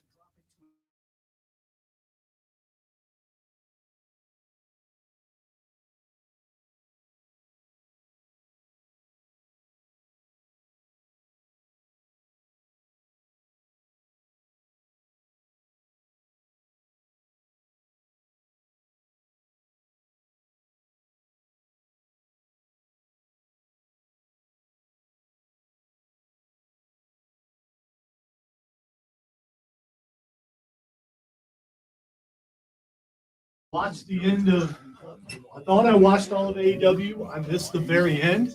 Something happened at the very end that you need to watch. Okay. Jay White got jumped. I saw that Okay. by the guy in the devil mask. No, there were 4 guys. Yeah, but Yeah. the cameras. Yeah. So My favorite thing, though, speculating who that is. somebody went back and they pulled a clip from like 3 weeks ago of MJF and Adam Cole sitting in front of their lockers, and the devil mask was hanging in Adam Cole's locker, not MJF's. Somebody was like foreshadowing, I think. Oh, I have my opinion of who I think it is. Yeah. So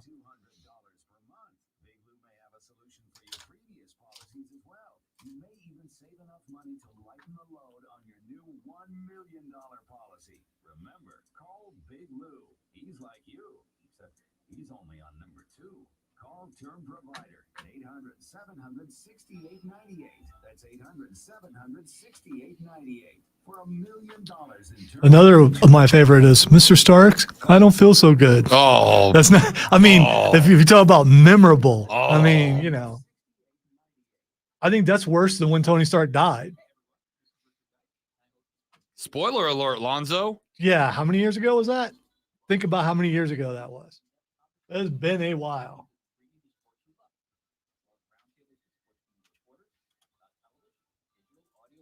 Did you watch Ahsoka? No, I did not. Because I got an email and got kind of dialed in. All right, dude. You can still take a break and watch that. I mean, I will watch it tonight. Sure you will. Courtney's got a event in Spartanburg for the airport, so she won't be home till like 9 o'clock. So I've got all day today. well, there's football tonight, so I mean, you know, I also have a BetQL hit on BetMGM tonight at 8:20. So all right, Jesse. We had several answers actually. My bad, James. Jesse. Lonzo went with On Your Left. Yes. I went with the very first Avengers where they were all circled up in the middle of the city, in the middle of the invasion, and the camera comes down and it spins around the whole group. And it was the first time I was, God, how long is that? That movie's like 12 years old now. But when that camera spun as Iron Man landed and Black Widow cocked her gun and Hawkeye pulled an arrow and Hulk roared, man, like the 8-year-old in me lost his mind because it was real finally, right? Like the Avengers they're real now. And there was just something about that was just. It was 2012. Okay, so 11 years. I am an old man, you guys. Yeah, 11 years ago, I was still in my 40s. So, so you can talk about how old you are all you want. I mean, I was in my 20s. Yeah, I've never seen The Sixth Sense, but I already know what happens at the end. So, you know. Is The Sixth Sense like the example of a twist in a movie? Like when you say movie twist, don't we always go with I See Dead People? Yeah, I guess. It's another one of those movies I didn't see and people get mad because I didn't see it.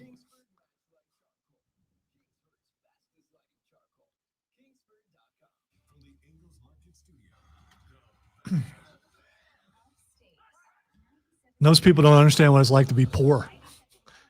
When certain movies come out, if I didn't see them, because I couldn't afford to go to the movies.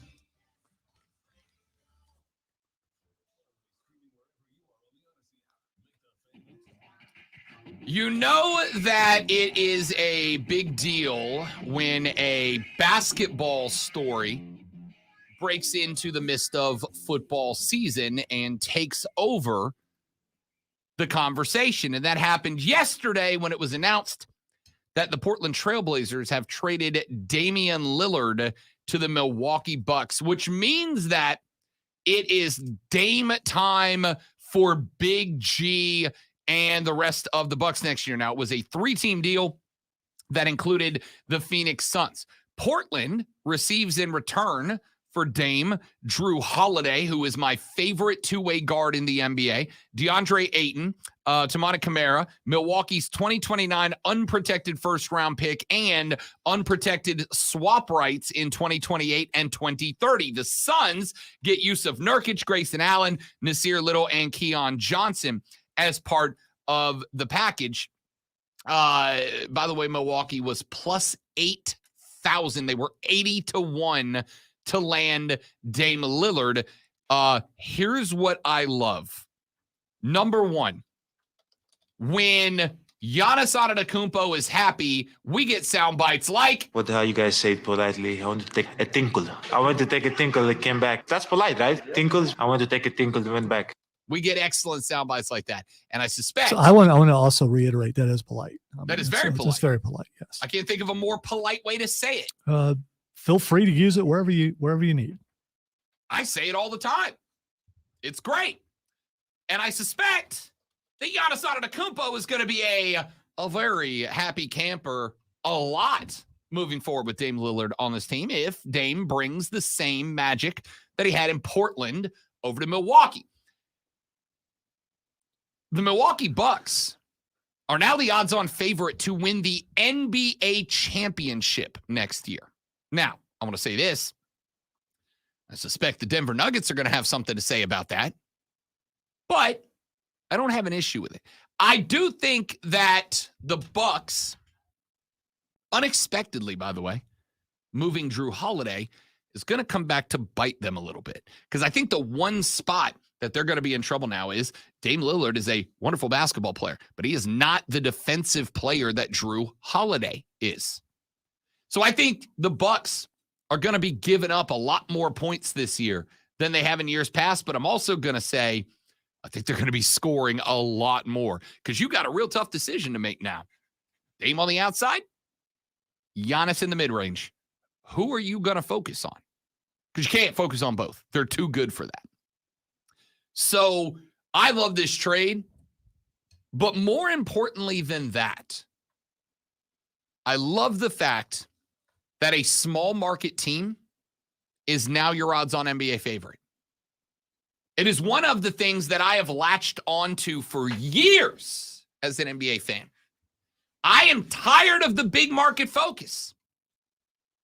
I swear if I hear one more offseason, the Pelicans should send Zion to the Knicks. Stop. Why? Well, because we're in New York. So freaking what? I know that you think you are the center of the universe, New York City. And by the way, I love New York City. I love New York City. It's one of my favorite places. Still not going there to work. Stop it, people. I love it. It's one of my favorite places.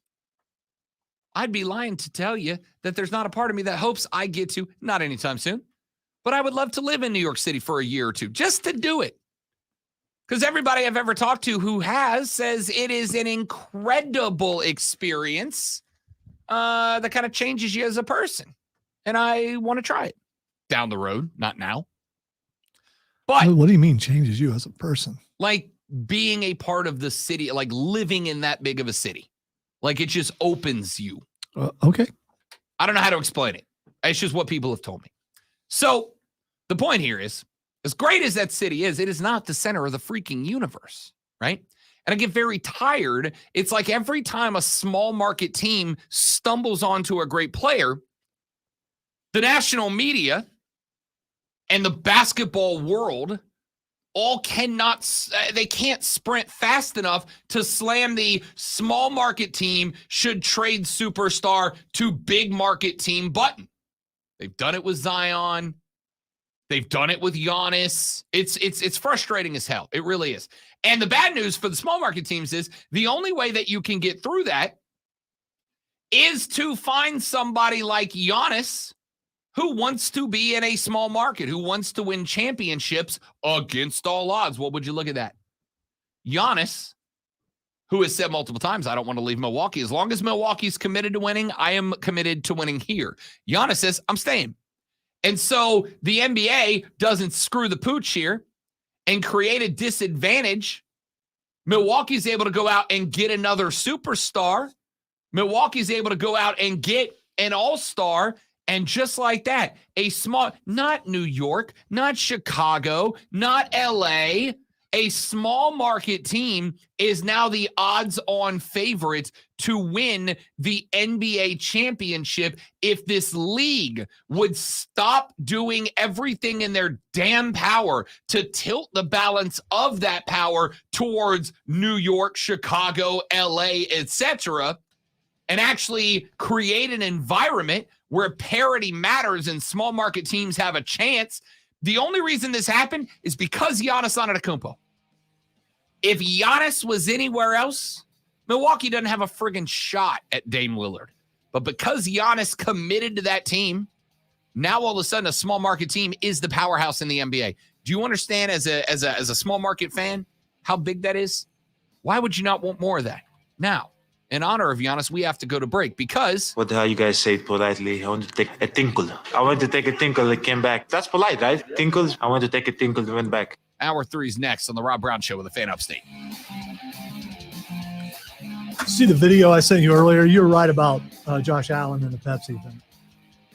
I sent you a video. That had to be. Oh, no, there's a challenge. That's why you should look at the video. My understanding is that other show did not do it because we would have seen video. So it doesn't happen on this program tomorrow. It might happen on the show Saturday.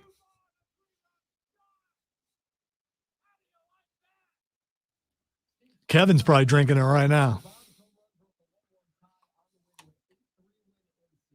You got buffalo sauce in your Pepsi right now, Kevin? You know what? We're doing it. You see the blue cheese thing on the Yeah. on the rim? We're doing it. That's the only part that bothers me is the blue cheese. Yeah, I just don't, and I don't know how I would do. Do you know how we would make the blue cheese on the? I mean, I know how to put a rim on a glass. see, I don't. not I doing blue I cheese. don't. So how do you do it? Do you like dip the glass? And, Yeah, they make so there's a little plastic thing that's wider than the cup, Mhm. and you fill it with, like I have one at the house, and it has 3 of these that swing out. The bottom one you put in water. Mhm. You spin the top of the glass in that water, then you close it, and then mine has sugar and salt. Okay. So like if Courtney likes a or you can change whatever you want in there. Courtney likes a pumpkin spice beer with a cinnamon rim. So you can spin the top of the glass Wow. whatever you want to rim it with. Didn't know that So it's existed. water and then cinnamon, or then water and then salt, or then water and sugar, depending on what you're making. And it puts a rim on the glass for you. I'm sure that's some sort of sexual reference there, Kevin. Again, I'm trying not to think too deeply about it. So a simple yes or no would have worked. I'm just saying.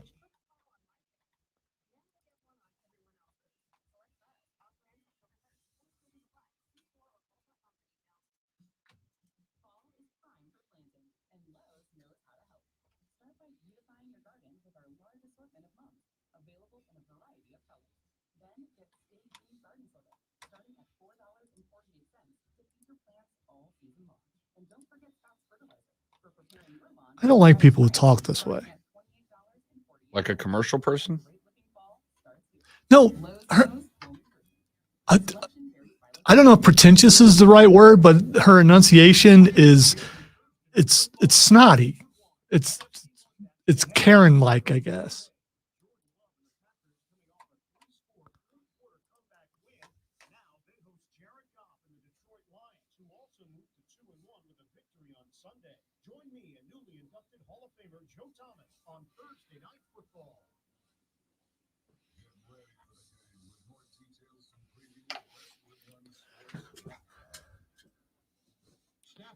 I ain't got anything going on later. Lisa's getting her hair done, so maybe I roll in somewhere and get some buffalo sauce and some stuff.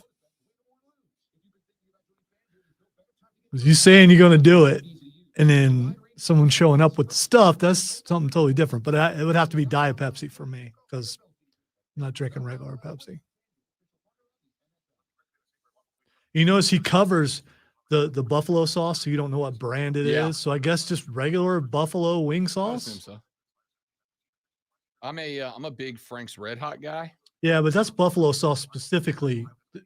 The color of it. Yeah. If you look at it, and it makes sense, buffalo. So it would have to be buffalo wing sauce. Buffalo Wild Wings, I think, has their own brand in the bottle. They do. Not only do they, but they have started selling their like all of their sauces, all their flavors.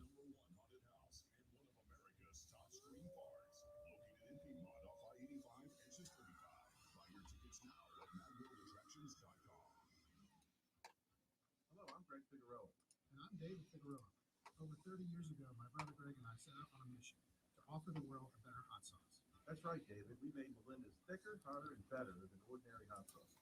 And now we have 32 exciting and delicious sauces. I put that boat on everything.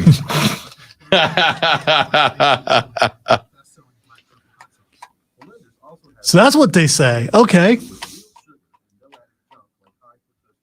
Yeah, I put that boat on everything. You almost said it. No, I was gonna say bleep, but then I realized we have boat for a reason. We do have boat.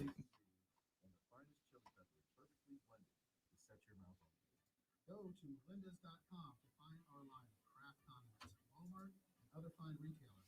And right now, get a 10-pack of our best-selling sauces with free shipping at Melinda's.com. That's MELINDAS.com. Melinda's.com.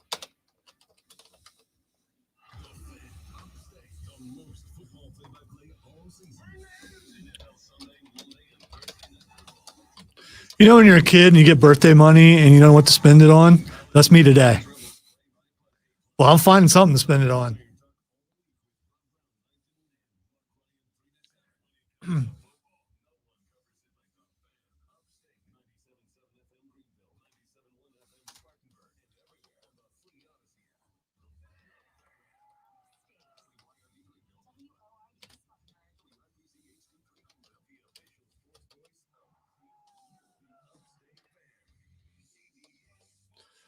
Matt World, the first break.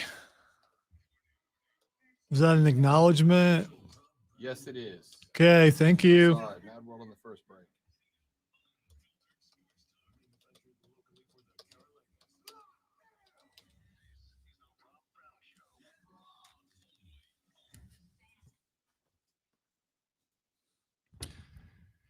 The third, the final, the best, the money hour of the Rob Brown Show goes now, ladies and gentlemen. This is the Fan Upstate. Welcome back. Great to have you. Hour number 3 underway as of right now. I am Rob Brown, the great one Lonzo on the other side of the metaphorical glass this morning. If you'd like to be a part of the radio broadcast, it's very simple to do it. You can call us at 844-326-3663. You can also text us on the madworldattractions.com text line by sending that message to 71307, 71307, and start that text with FAN, F-A-N, FAN, F-A-N, like this texter who said, Becky versus Jade will be lit. Well, it's a good thing you texted, texter, because coming up in about 19 minutes, it's time for Fight Club with the great one Lonzo. And obviously that may very well just be the biggest story of the week. Except for, why would I waste my time on Becky Lynch? To show respect to the man, that's why. You put some respect on the man's name. I don't recall talking about Ric Flair. He's retired a while ago. So we got Fight Club coming up in the next segment. But before we get there, a story that I would like to jump headfirst into, because we have Fight Club coming up next, and I don't want to be late for that. So let's do it, shall we? I'm intrigued by this. Lonzo is going to go, duh. Oh, wait, no, what I meant, sorry. What I meant to say was Lonzo is going to go, duh.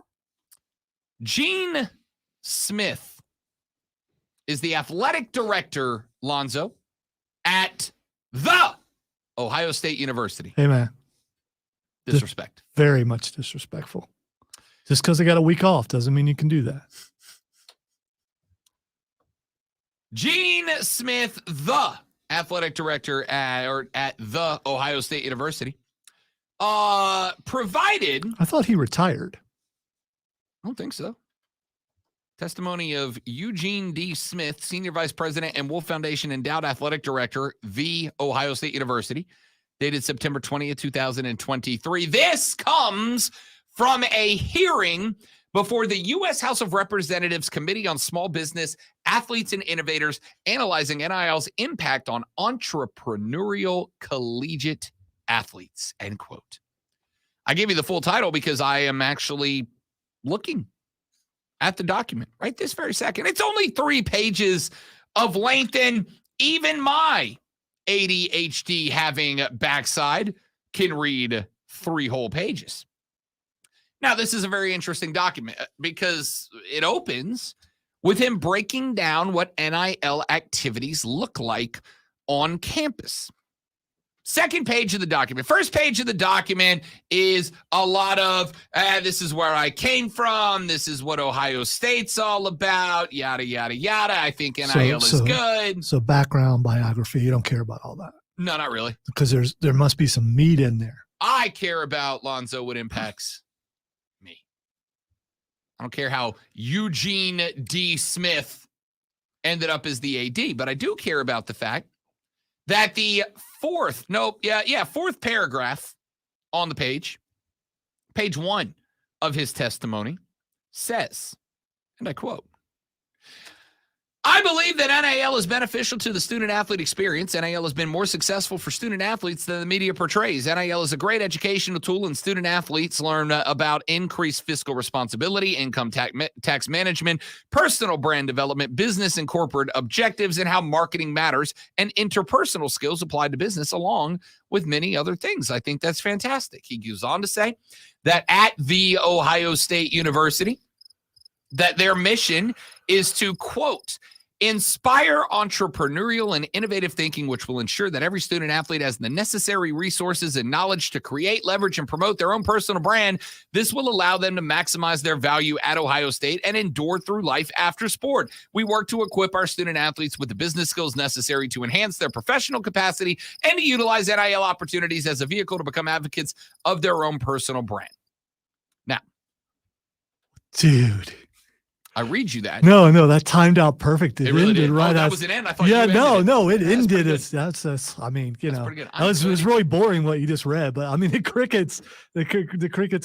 What he meant to say is, we can finally pay the players up front, and we're happy about that. First off, again, Lonzo, because you refuse to accept reality. No, they can't. No, they can't. They can't do that. I am sorry, Rob. I use the royal we. No, no one can do that. Well, Ohio State can't do it. well, yeah, Clemson can't do it. okay. South Carolina can't do it. All right. No one can do it. Okay, all right. All right. All right. Now, if you would like to go with the what's the big top secret organization, the Build-A-Bears? Bilderberg. That's it. Yeah. The Build-A-Bears. Not that I know anything about that. If you would like to, I heard tell. If you would like to create a organization of reptilian humanoid overlords that are indeed paying players It's to the college, the skull thing, whatever that is. No, wasn't that somebody else? No, it's like Harvard or something. It's all the big wigs. Skull and Bones. Skull and Bones. Yeah, that's a real thing. Is it? I don't know if the Build-A-Bears are. Bilderberg. Build-A-Bears are real too, by the way. The reason that I read you all that Coming to a Build-A-Bear store near you, the Rob Brown Build-A-Bear. I hope so. Got to put him in a jersey though. I don't know if you guys really care about what Eugene D. Smith, athletic director at The Ohio State University, had to say about any of this. The reason I brought that up was to point out that they understand how beneficial this is for universities, as much as many of them say that they don't, but he goes a little bit further into somewhere that I find very interesting. Now, he does break down, and I think this is great. He breaks down for us the NIL deals that are in place for athletes at The Ohio State University. He said, quote, over 420 student athletes have at least one NIL deal. Activities vary. 44% represent social media engagements, 24% royalty payouts, 9% public appearances, 2% autographs, 3% camps and clinics, and 18% miscellaneous. Our student athletes have made over 2,000 NIL deals amongst all sports, with football and women's volleyball attracting the most. The most? The most. Mike Tyson took over for a second there. What's a royalty payout? Is that the likeness thing? And I mean, that's going to be part of. That's going to be part of. You don't know. So, you don't know, do you? I mean, I'm assuming it's a royalty like everything else. Okay, all right. Because I understood all that other stuff, but the royalty payout is like, I own this thing. I allow you to use this thing. Whatever profit that you make using this thing, you pay me a percentage of it back. This thing that you're talking about is you, the athlete. Sure. Is okay. All so right. an athlete goes out there and they make a design, and this design gets slapped on hoodies, and then an apparel company sells the hoodies, and then they pay a royalty back to the athlete for the design. Okay, or they have a song or something. Sure, okay, all right, absolutely. Write a poem. So far, so good, right? So far, so good. I got no problem with anything Eugene D. Smith has said so far. But then he says this. However, NIL implementation has not been without challenges. When NIL was sanctioned by the NCAA, bad actors emerged seeking personal gain from their ability to influence a young person and or family regarding an institution. This has always been a challenge, but NIL has allowed this behavior to be more aggressive. In professional sports, drafts preclude this issue, but the collegiate model relies upon recruiting and drafting. For example, and this is where it gets real dicey, strap in, Buttercup. Student athletes and their parents visit campuses at the expense of those universities to evaluate where they may make a commitment. A practice of asking a school for a fee to simply visit campus has emerged. Asking for $5,000 just to visit has become common.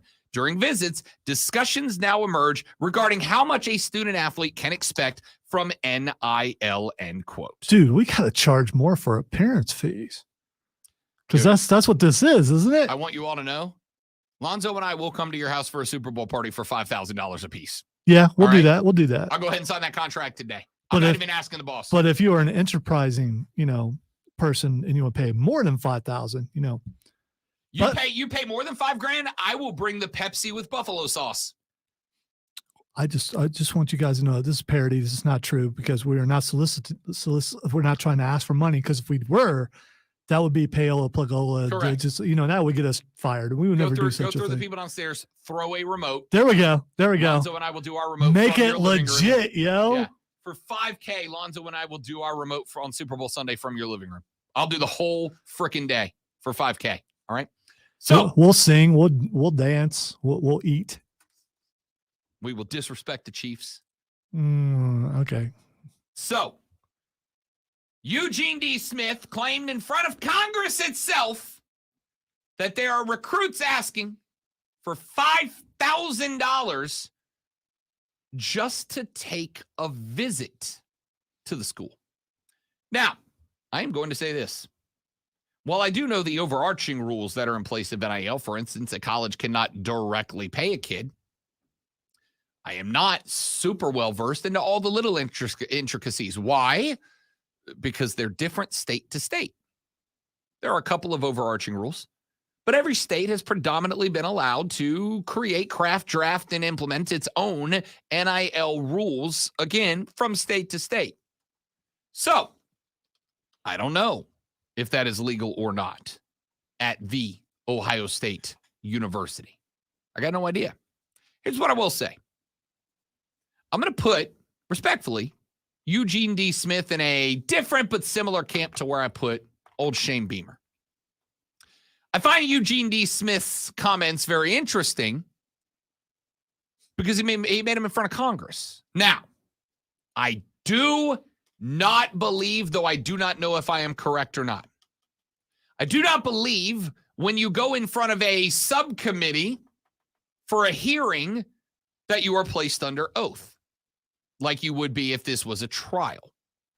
You get a trial, you got to put your hand on the book of your choice. Wait. Are you accusing Eugene of possibly lying? No, let me get there. Okay. I am not. What I'm saying is he might be. He might be lying. He might be telling the truth. And I can't know either way. But much like I did say with Shane, because, again, it would take some cojones to go in front of a Congress subcommittee and tell a bold-faced lie. But here's what I will say. Much like I said. Yeah, because no one there ever lies. No, 'Cause, I mean, that's when you think of honesty, that's the place you think of. Right. Again, rules are different for them versus us. But that's, again, a different conversation, probably for a different radio station. It would take some cojones to get on the stand in front of a political subcommittee and lie about something like this. But at the same time, and some people are very good at this. One brilliant thing that you can do, Lonzo, is you can lie, but make the lie unfalsifiable so nobody can ever prove that you lied. What you said may not be true, but you always can go, well, that's not what I said, or I don't know, whatever, right? I don't recall making those comments. Correct. It was taken out of context. Not even that. I mean, in this case, for instance, this guy is saying some recruits have asked me for $5,000 to visit their campus. And I go, who? And he goes, can't tell you names. I'm not gonna throw any athletes. I'm not gonna throw any student athletes under the bus like that. I'm not gonna tell you who or what or where or when or how or why. I'm just gonna tell you that it happened because I can't prove it wrong. It is 100% possible that multiple athletes went to Ohio State and were like, "Hey, I won $5K to come visit your campus." I think everyone knows we got a $2,500 cap. I mean, it ain't going 5,000. Now, 2,500. You want 2,500 to come here? We got you. We can talk. No, I think that it's a fun way to dress up a conversation because what you do is you go, "Hey, somebody told me." Well, who told you? I'm not going to tell you that. When did they tell you? Not going to tell you that. How did they tell you? Not going to tell you that. Will you show us an email? Nope. Will you show us a text message? Nope. Will you show us your phone call log? Nope. Will you give us any more information other than somebody told me this thing? Nope. Well, I can't by definition call you a liar because you might be telling the truth. And this is where we enter that fun little territory of I don't believe you is not the same as you are lying. You just want everybody to be snitching, man. No, why? yes. Why? You want everybody to be snitching. Here's why. Because if you can't give specifics, I can't do anything about it. Somebody told me that, Lonzo, your car is going to get stolen. Now, don't you Lonzo, be putting that bad mojo this way, Ricky Bobby, or however you're supposed to do that. I don't know, but you got me just worried over here. If Lonzo, who does dearly love his vehicle, and it's understandably why, it's cool, man. He's going to check the window. Your car's still there. Gotta hope it is. If your car's not there, it's going to be the worst day of my life. Is your car still there? Yes, it's still there. Okay, perfect. If I go to Lonzo and I go, "Hey, Lonzo, somebody told me that somebody's going to steal your car." And you go, "Who's going to steal my car?" And I go, "Can't tell you." And you go, "When is somebody going to steal my car?" And I go, "Can't tell you." And you go, "Where are they going to steal my car from?" And I go, "I can't tell you." Well, guess what? There's nothing you can do about it. You can't make any changes. What are you going to do? I guess you could take a big change, like you could go park your car in front of a police station and not drive it anywhere. But now you have just made a massive sweeping change based on a potential situation that you don't have any information about. The reason that I tell Shane when he goes, "Somebody offered one of my kids $1 million to come to another SEC school." Did they? What school? Who told him that? Who offered it? Where was the money going to come from? Was it an NIL deal? Were they going to cut a bet? Were they going to show up with a big Monopoly canvas sack with a dollar bill printed on the side? I can't tell you any of that. Well, then what the hell do you want me to do about it? I think they have those like in Miami or something. 100%. Sources say.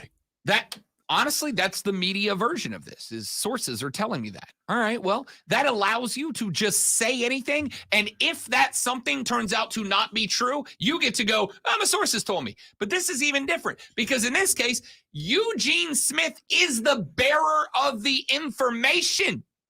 He's saying, "I know this. I'm the athletic director at this school. I know that recruits are asking for money to come here."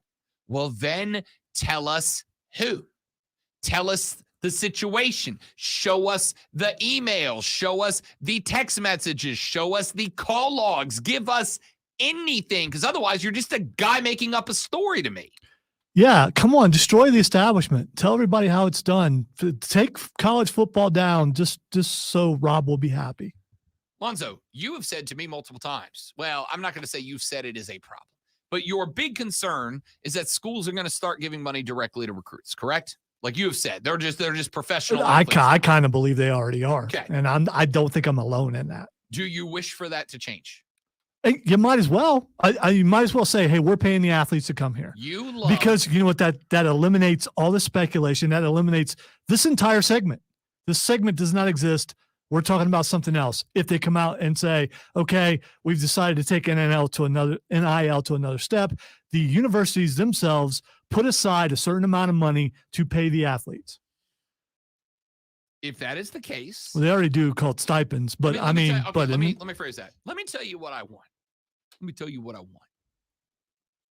What I want, and this is very, very rare, but what I want is for there to be national NIL rules. Now, I'm going to be real honest with you. I don't particularly care how broad or how general they are. I just think that everyone should be playing under the same rules. I think every college football program should be obligated to play by those same rules. Okay? Now, there's only one way for us to get there. And the one way we get us there is for everybody, call it this if you want to snitch. Here's what this athlete said. Here's what this athlete said. This coach called my guy. That school called my guy. Because if all you have are a bunch of people going, it's definitely doing this thing, you guys. Who's doing it? Can't tell you. Why are they doing it? Can't tell you. When are they doing it? Can't tell you. Where are they doing it? Can't tell you. Then I can't do anything. I can't change anything. If I tell Lonzo somebody's planning on stealing his car, but I can't tell him who, what, where, when, or why. Would you please stop? He can't do anything to prevent it. Now, he can make some, he can go buy the club. Do they still make the club?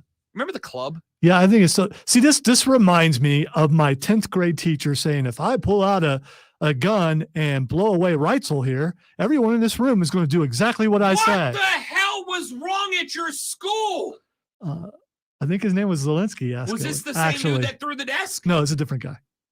So there's one teacher who chucks No, desk. this was the guy who room. called us worthless bags of parasitic fertilizer. And I remember that, worthless bags of parasitic fertilizer. All right, so. Also made us do 10-page term papers. So, I mean, yeah. Imagine if a kid went to the principal's office and he was like, hey, one of my teachers just said, imagine if we pulled a gun on this classroom. And the principal went, what teacher? And the kid went, I can't tell you. And they said, the principal said, when did they threaten to pull a gun? And the kid goes, I can't tell you that. And the teacher goes, where did they do this? I can't tell you that. Well, why did they do that? I don't know. I can't tell you that. What did they say? I can't tell you that. Imagine all that. What, at that point, can the principal do? Nothing. He can't do anything because he does not have the pertinent information to make a change. So if you go to Congress lobbying for national NIL rules and you say, we would like sweeping organizational rules so that everybody's on the same playing field, which I think would be good. But then they go, great, where are the problem areas? Where are the issues with NIL? What are the cracks that we need to pave over? And you go, I can't tell you that. Well, then I can't do anything.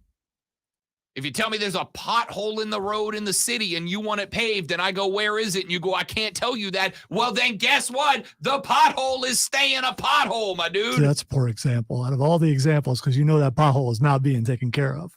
Even if you bring them and say, here it is, and they'll go, I don't see anything.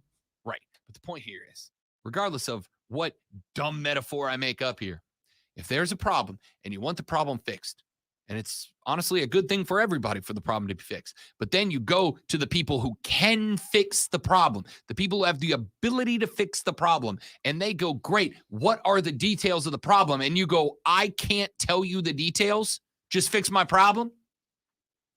We've all been in that relationship. What's wrong, honey? Nothing. No, seriously, what's wrong? Nothing. Don't worry about it. Is something wrong? Yes. Well, then tell me what it is. No. Well, you want me to fix it? You're about to find out. Then how are you going to fix it? No. You're about to find out in about a year when suddenly it's like, you don't need to ask whose fault it was. You'll know it was your fault. See, sure. But again. Hey, you've worked with me. It's my fault. For sure, it's my fault. Imagine if, again, I'm not going to make up another example. That's like 4, and they're all spot on perfect. 10 of 10. A+, 5 stars. How do you do it? They're all amazing. I can't believe I get to be a part of this every single day. Point here is, you went to the people who have the power to fix the problem. You presented the problem. When they asked you the details of the problem so that they could hammer down on those, you refused to give the details. Then what the hell do you expect them to do? Fight Club is next on the Rob Brown Show. It is the Fan Upstate.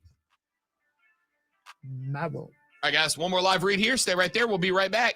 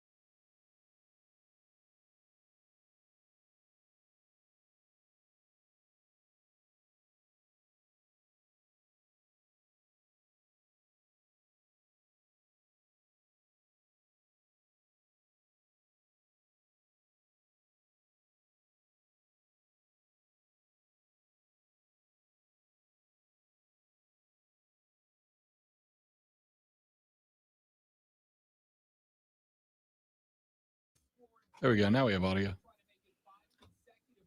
And we're back.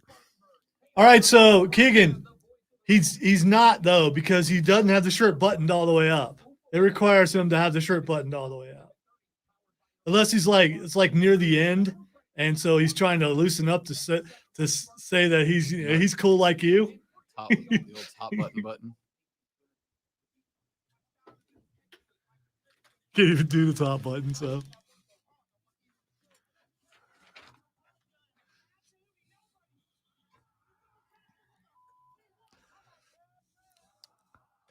Welcome into Fight Club, where we don't button our top button because we yoked to the degree that our collar can't handle it. That's right. So many things to get to today, including someone who has muscles that neither one of us will ever have, and that would be Jade Cargill.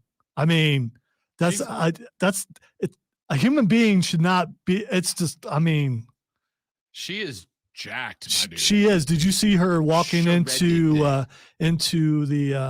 the center of the WWE where she is now, getting acclimated and I've heard it said on other places where she's going to become a star. I mean, she was a big deal in AEW, but she will be a super mega star in the WWE.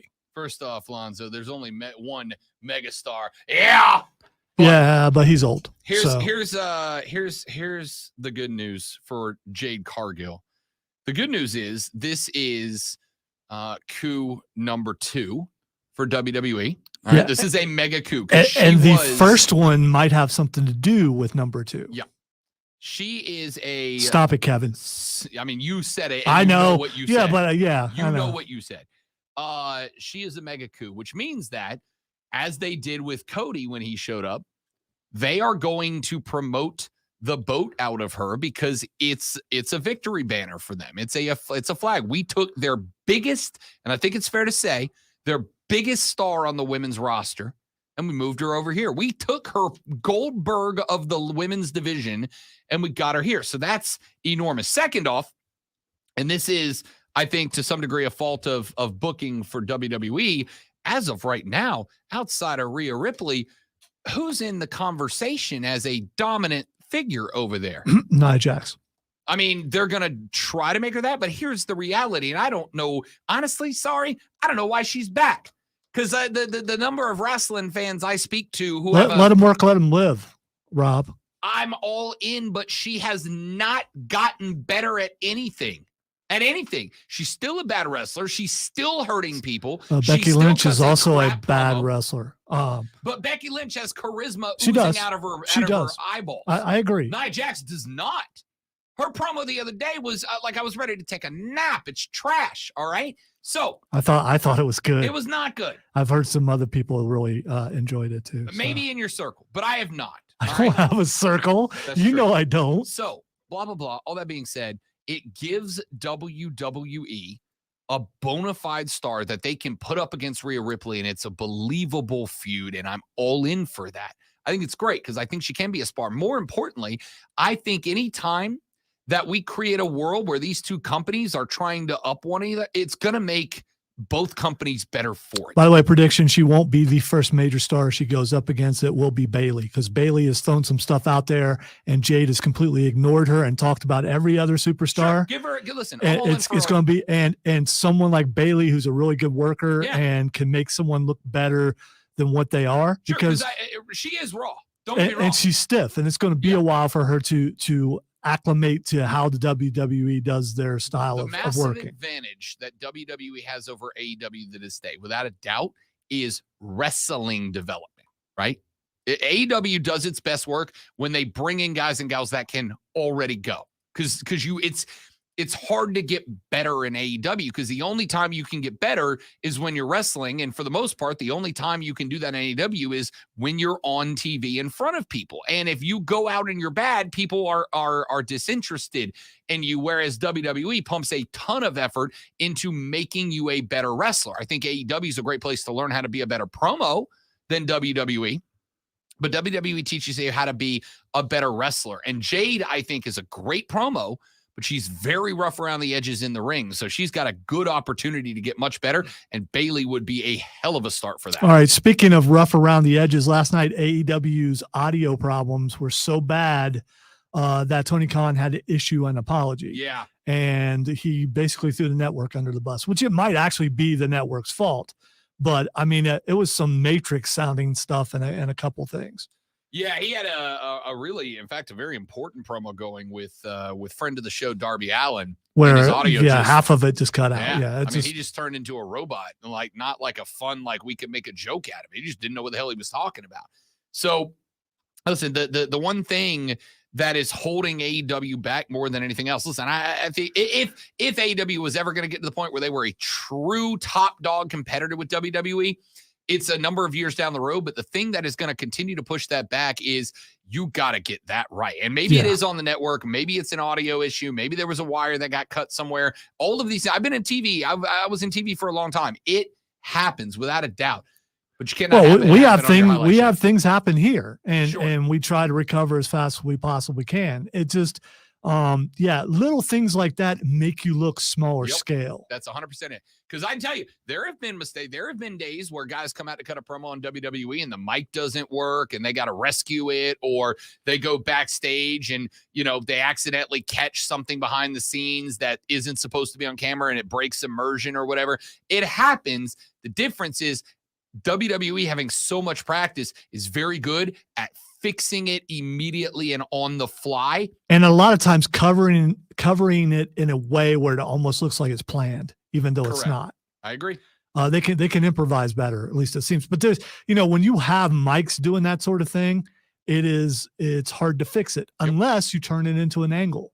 Yep. I mean, that's the smart move. Next week you have mic problems, and the week after that, and then maybe this group that jumped Jay White is responsible. Yeah, they're cutting mic wires and whatever. Yeah. Like it's there, and this is what I go back to. This reminds me of Lonzo. I go back to the exploding barbed wire death match of Mox back in the day. I always go back to that. Right, so. And you hated it, and because I spent money on that. And what did I say the rescue to it was? The rescue was you had Jericho or whoever behind the scenes who you show in clips like before the match, he went out there before anybody was in the building and he was disarming the bombs or whatever the case. Like you have to evolve it as it goes because mistakes are going to happen.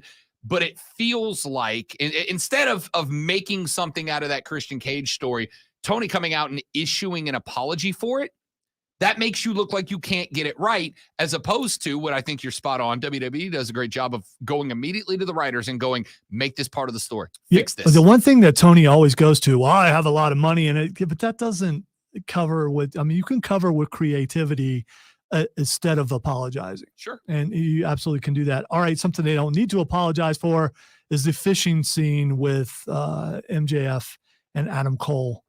You're not back there with the diamond ring about to knock me into the water, are you? No. They almost caught me with the last bleep.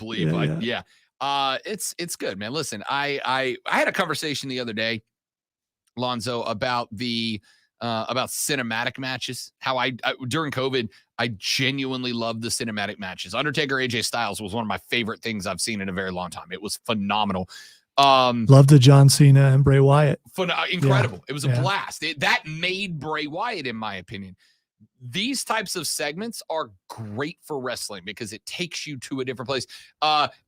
You know what I also loved as much, and I'm sure you've got it to get there, so we don't have to go deep in now, but the D'Angelo family dinner on NXT was amazing. As somebody who has just become recently a hardcore Sopranos guy, I friggin' loved it. Those types of things, keep it varied, keep it interesting, keep it entertaining, and nobody's doing it better, with the exception of maybe Tony and Stacks, than MJF and Adam Cole, baby. By the way, tell me a wrestler, at least for me, that you've come around on more than I've come around on Adam Cole. Because I couldn't stand him at NXT, and now I'm a huge fan. I've always liked Adam Cole. So, you and I have had arguments about it because he just thinks he's Shawn Michaels. I mean, that was always your thing. I called him for years Dollar General Shawn Michaels, and now I'm a huge fan. But it is because I like Adam Cole because he can turn like that. The best ones can turn like that and be a heel and be a baby face and be convincing in both. This whole story is setting up an Adam Cole heel turn. And All what's right. going to be amazing? Speaking of You wanna which, get there? Let's yeah, get there. yeah. All right. So who jumped Jay White? I think it's Roddy and his boys pushing his wheelchair. And I think MJF is the fourth person. And I think it's a new MJF faction. That's what I think it is. I don't think that that's a bad theory. I don't think that's a bad theory at all. I think what I would love to see happening right now. Somebody went to. But by the way, we know it's not Adam Cole because his leg is legitimately genuinely broken. Yeah, right. yeah. So I think what this has been set up for is, again, you give him time off and kayfabe that he really was faking the whole time. You could do that. And I think that's great. This whole thing is setting up, like somebody pulled video from a couple of weeks ago where Cole and MJF were doing a conversation and some astute member of society recognized that MJF's devil mask was actually in Adam Cole's locker, not his. They were next to each other. So they're setting you up for it's a Cole turn. You understand how great it's going to be if it really just is MJF the whole time. It's just MJF. Everybody's like, oh, Cole, it's this, it's Roddy, it's all these. And they're coming up with all these theories because everybody is bought into Max's reform. Like he's still a scumbag, but he's our scumbag. The greatest thing in the world's going to be at the end when MJF is just a scumbag. And he's like, why would you believe I was anything else, you stupid marks? Yeah. And I can't wait for it. Yeah, because he sarcastically is still calling them that stuff, and they're like okay with it. And it's for sure. Imagine the end when he goes, I was literally telling you the whole time that I'm a scumbag. Why are you stunned that I'm a scumbag? All right, we've got a pay-per-view and a premium live event this weekend. Let's start with the premium live event because we've been on AEW a bunch, and it has less matches. All right, the family, as we just talked about. That's what they're calling them now. Hey. I like it. It's the family versus the Creed brothers, Los Lotharios, and OTM for the NXT Tag Team Championship. It is a four-way. I kind of like the vignettes for the new tag team, but they have zero personality, which is why they got to have scripts with them talking. And Reggie, he can't be genuinely. I'm from the street. No, you're not. No, you're not. Those two guys, they are. You are not. You are not. By the way, is this for a punishment? No, because here's the reason why. Because we're missing people, and so the only people picking would be me and you and maybe one other person. Gotcha. So no, I wish it was because there's plenty. But because by the way, the only person that sits in occasionally on the FCA Pulse that has a no dart streak going, a no nerve streak going is your boy. The Undertaker streak ended last week when Cameron faced the wall. Now but his is like years long. It is since the beginning, whenever we first started doing it. In fairness, mine is now over 3.5 years long. That's something like that. It's not Cam comparable. It's not. It's not. I'm working on it. But you're the one that people want on that wall more than anybody. Tony D and Stacks retained. They're just too over right now. You can't take them. I think you can use this to set up other rivalries between the other three teams to get back to the status. But as long as you keep giving me family dinners, I'm going to keep coming back to Tony D. By the way, love it that Brutus Creed wanted more and more and said it was better than its mom's food. And when OTM started to get like they were going to beat everyone up and Tony called his guys in and they all stood back. That was great. All right. I'm also going with the family. Noam Dar versus Butch for the NXT Heritage Cup. This is the only thing that's going to make that thing legitimate. I like Noam Dar. I know you don't. I like his whiny delivery. I think it's funny. He started to grow on me. Butch has Noam Dar retains. I want to see Butch win, but no, I'm actually going with Butch. I think it's like a 60-40 pick for me. I think you've got to, especially with Sheamus out for a while now. The Brawling Brutes don't really have a direction. You got to give something there, and I don't think it'd be a bad idea for Butch to come back down for a little while. I think he goes over. All right. And on top of that, you know who the best Noam Dar is? I don't have my cup Noam Dar. Yeah. So give me that. All right, Braun Breaker versus Baron Corbin. Man, Breaker, he had so much promise. Now he's just that guy that wants to fight everybody. Yeah. I mean, yeah, but why wouldn't you look at that guy? Yeah, I know. I think it's Is this more about him or is this more about Baron Corbin? Breaker's going to win, but I think Corbin should win. But Breaker's going to win. I'm going to go. You know what? And I probably wouldn't make this pick if it was for a Nerf wall punishment, but because it's not, I'm going to go with Baron Corbin here, and here's why. The psychopathic ass beating side of Braun Breaker is great right now. What's going to set him off more than losing this match? Then the second feud you get between these guys is going to be great. I'm going to go against the grain on this and go Baron Corbin. All right. Dominic Mysterio, Dirty Dom versus Trick Williams for the NXT North American Championship. Dom Mysterio is getting better and better, people. He really is. Trick Williams also getting better and better. This is setting up more Trick versus his boy later on, though. Trick versus Carmelo. They already put some stuff out there last week where Carmelo kind of ignored Trick and stuff and had more important things to do. Trick is not going to win this. Dominic By the way, retains. that is former South Carolina Gamecock. I know. That Trick Williams. I think Dom retains. Question is, you got the curveball thrown in by having Dragon Lee as the special guest referee. Yeah, but mommy returns. She's got to come back out here pretty soon. All right, Carmelo Hayes versus Dragunov.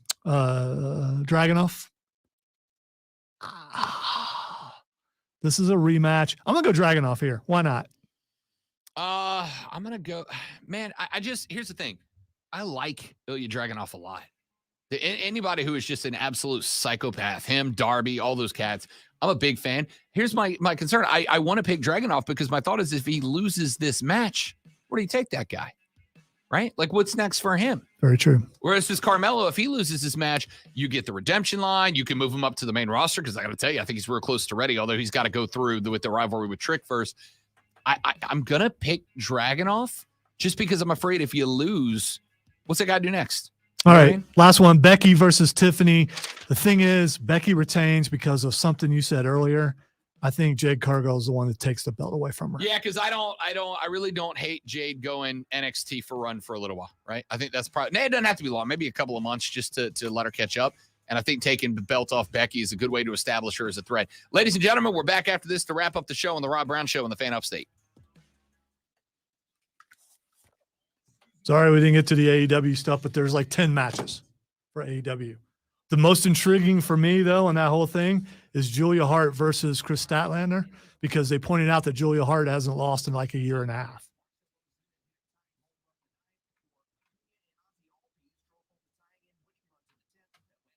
She also is becoming a better wrestler.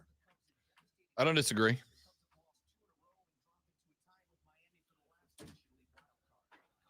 I think I'm going to wear like the Mr. Incredible glasses heading somewhere. You know who she's not? She's not. You're right. She's not Thea. Because she's an adult.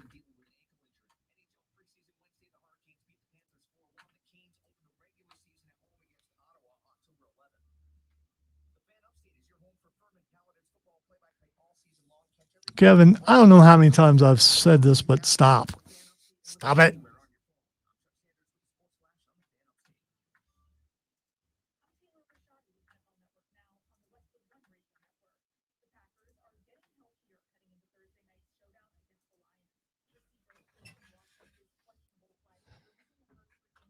Did you delete it? No, you didn't.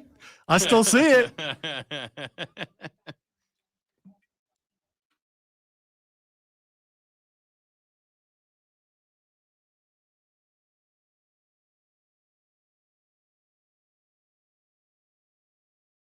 Okay.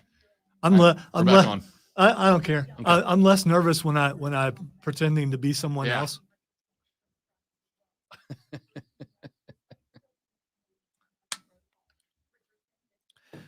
She is to a degree, Trey, but she also has that faction around her. I know that Jade had the baddies, but they're not. Just listen. Always more House of Black for me. Yeah, they're not House of Black. More House of Black for me. I would watch a just House of Black wrestling show. Kevin, don't you have like Earth to move or something? I mean.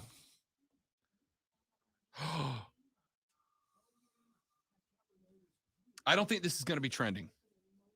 So I kind of want to bring it up. But I kind of don't just in case it is. How many sports things are trending? You're going to talk about the USFL and No. no, okay. Which is not, I don't have it on there. I have nothing sports wise. Okay. Apparently, I know we're a sports show, but it's apparently, Merriam-Webster Dictionary just added a new word.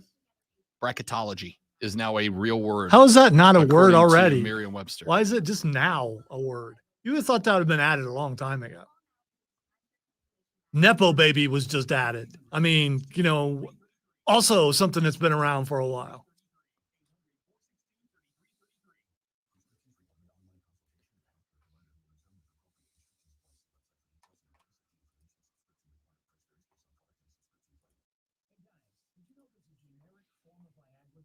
Hey, guys. Hey, you guys.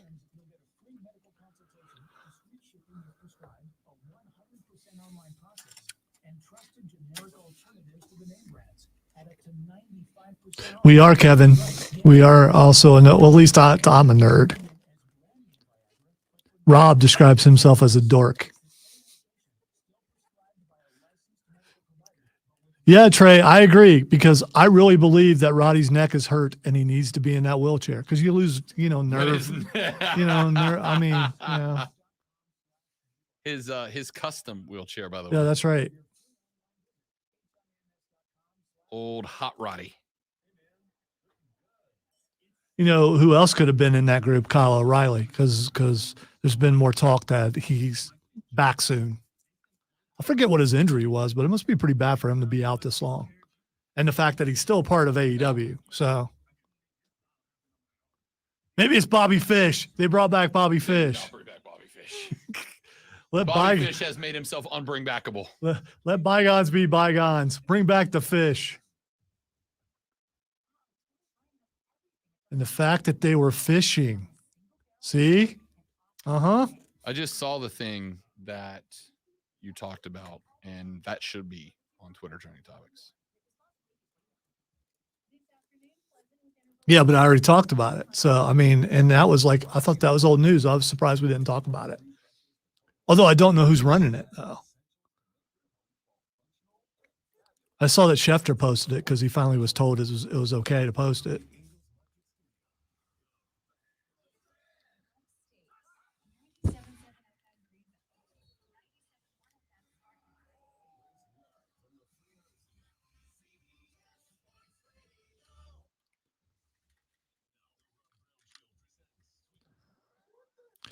Sometimes in life you just have to go, man, what the X is going on? And Rob knows. That's not what I ordinarily say, but I get it. So whatever is going on, Rob knows. The first thing that's Xing Yo is Sir Michael Gambon. So the actor who portrayed Dumbledore in the second actor 6 of the movies, not the first one, obviously, has passed away. And R.I.P. Dumbledore.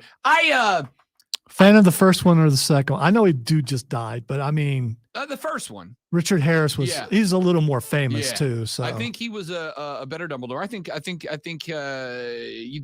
you did a good job on the recast. The Harry Potter movies, when they dropped, they weren't really anything to me because I never really read the books.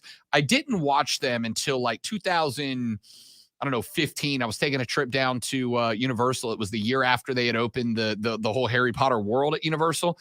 And they're okay, but man, that movie series has plot holes big enough to drive a truck through. All right. The next thing is trending is John Cena, Viola Davis, and the dude who plays Blue Beetle, whose name I cannot pronounce, so I'm not even going to give it a shot. I have no idea. I mean, I looked it up, but they are trending because James Gunn has said they all three will return. So, So if you liked or didn't like Blue Beetle, he is coming back. Peacemaker's coming back, and Viola Davis, who needs to come back because she's the one and only person who can play that role. I have not seen Amanda Waller, by the way. Yes, I have not seen Blue Beetle. I did go back finally and finish Peacemaker, and I friggin' loved it. All right, I friggin' loved it. I thought it was fantastic. It is the adult superhero show I've been looking for. Peacemaker and The Boys are my two favorite superhero things that I can't talk about with anybody who's not a consenting adult. The little lizard dude. That's ridiculous. but it's so good. It's just like any short dude. You can't kill them off. They just all right. National Sons Day. First off, congratulations to my mother for having me. You did a great job. Look at us. I don't know, man. Like, happy National Sons Day. All right. Shout out to Cameron, my son. Oh, that's right. National Sons son. You have son. Well, unless you count Pappy as a son, and I do not. Which I was going to say. I count Pappy as a brother. Happy National Sons Day to Cameron, not to Pappy. Pappy can go spit or something. I don't know. And finally, the USFL and the XFL are now as one. Good. But who runs it? Is The Rock running it, or is the NFL running it? Yes, both. Let them have joint power, right? Let them talk it together. If there's going to bring spring football that works, you got to have the resources pooled. That's it for us, ladies and gentlemen. We'll be back tomorrow to do it all over again, but better. That's the great one, Lonzo. I'm Rob Brown. Thank you so much for listening. Don't drink and drive. I'll punch you in the face. Have a lovely rest of your day, and we're back tomorrow on the Rob Brown Show and the Fan Upstate. Later. Yeah! All right, guys, we got a meeting with the boss, so we got a jet. Appreciate all of y'all hanging out. As always, have a lovely day. We'll see you back here tomorrow. Tell your friends about us. They'll like us too, I hope. See ya!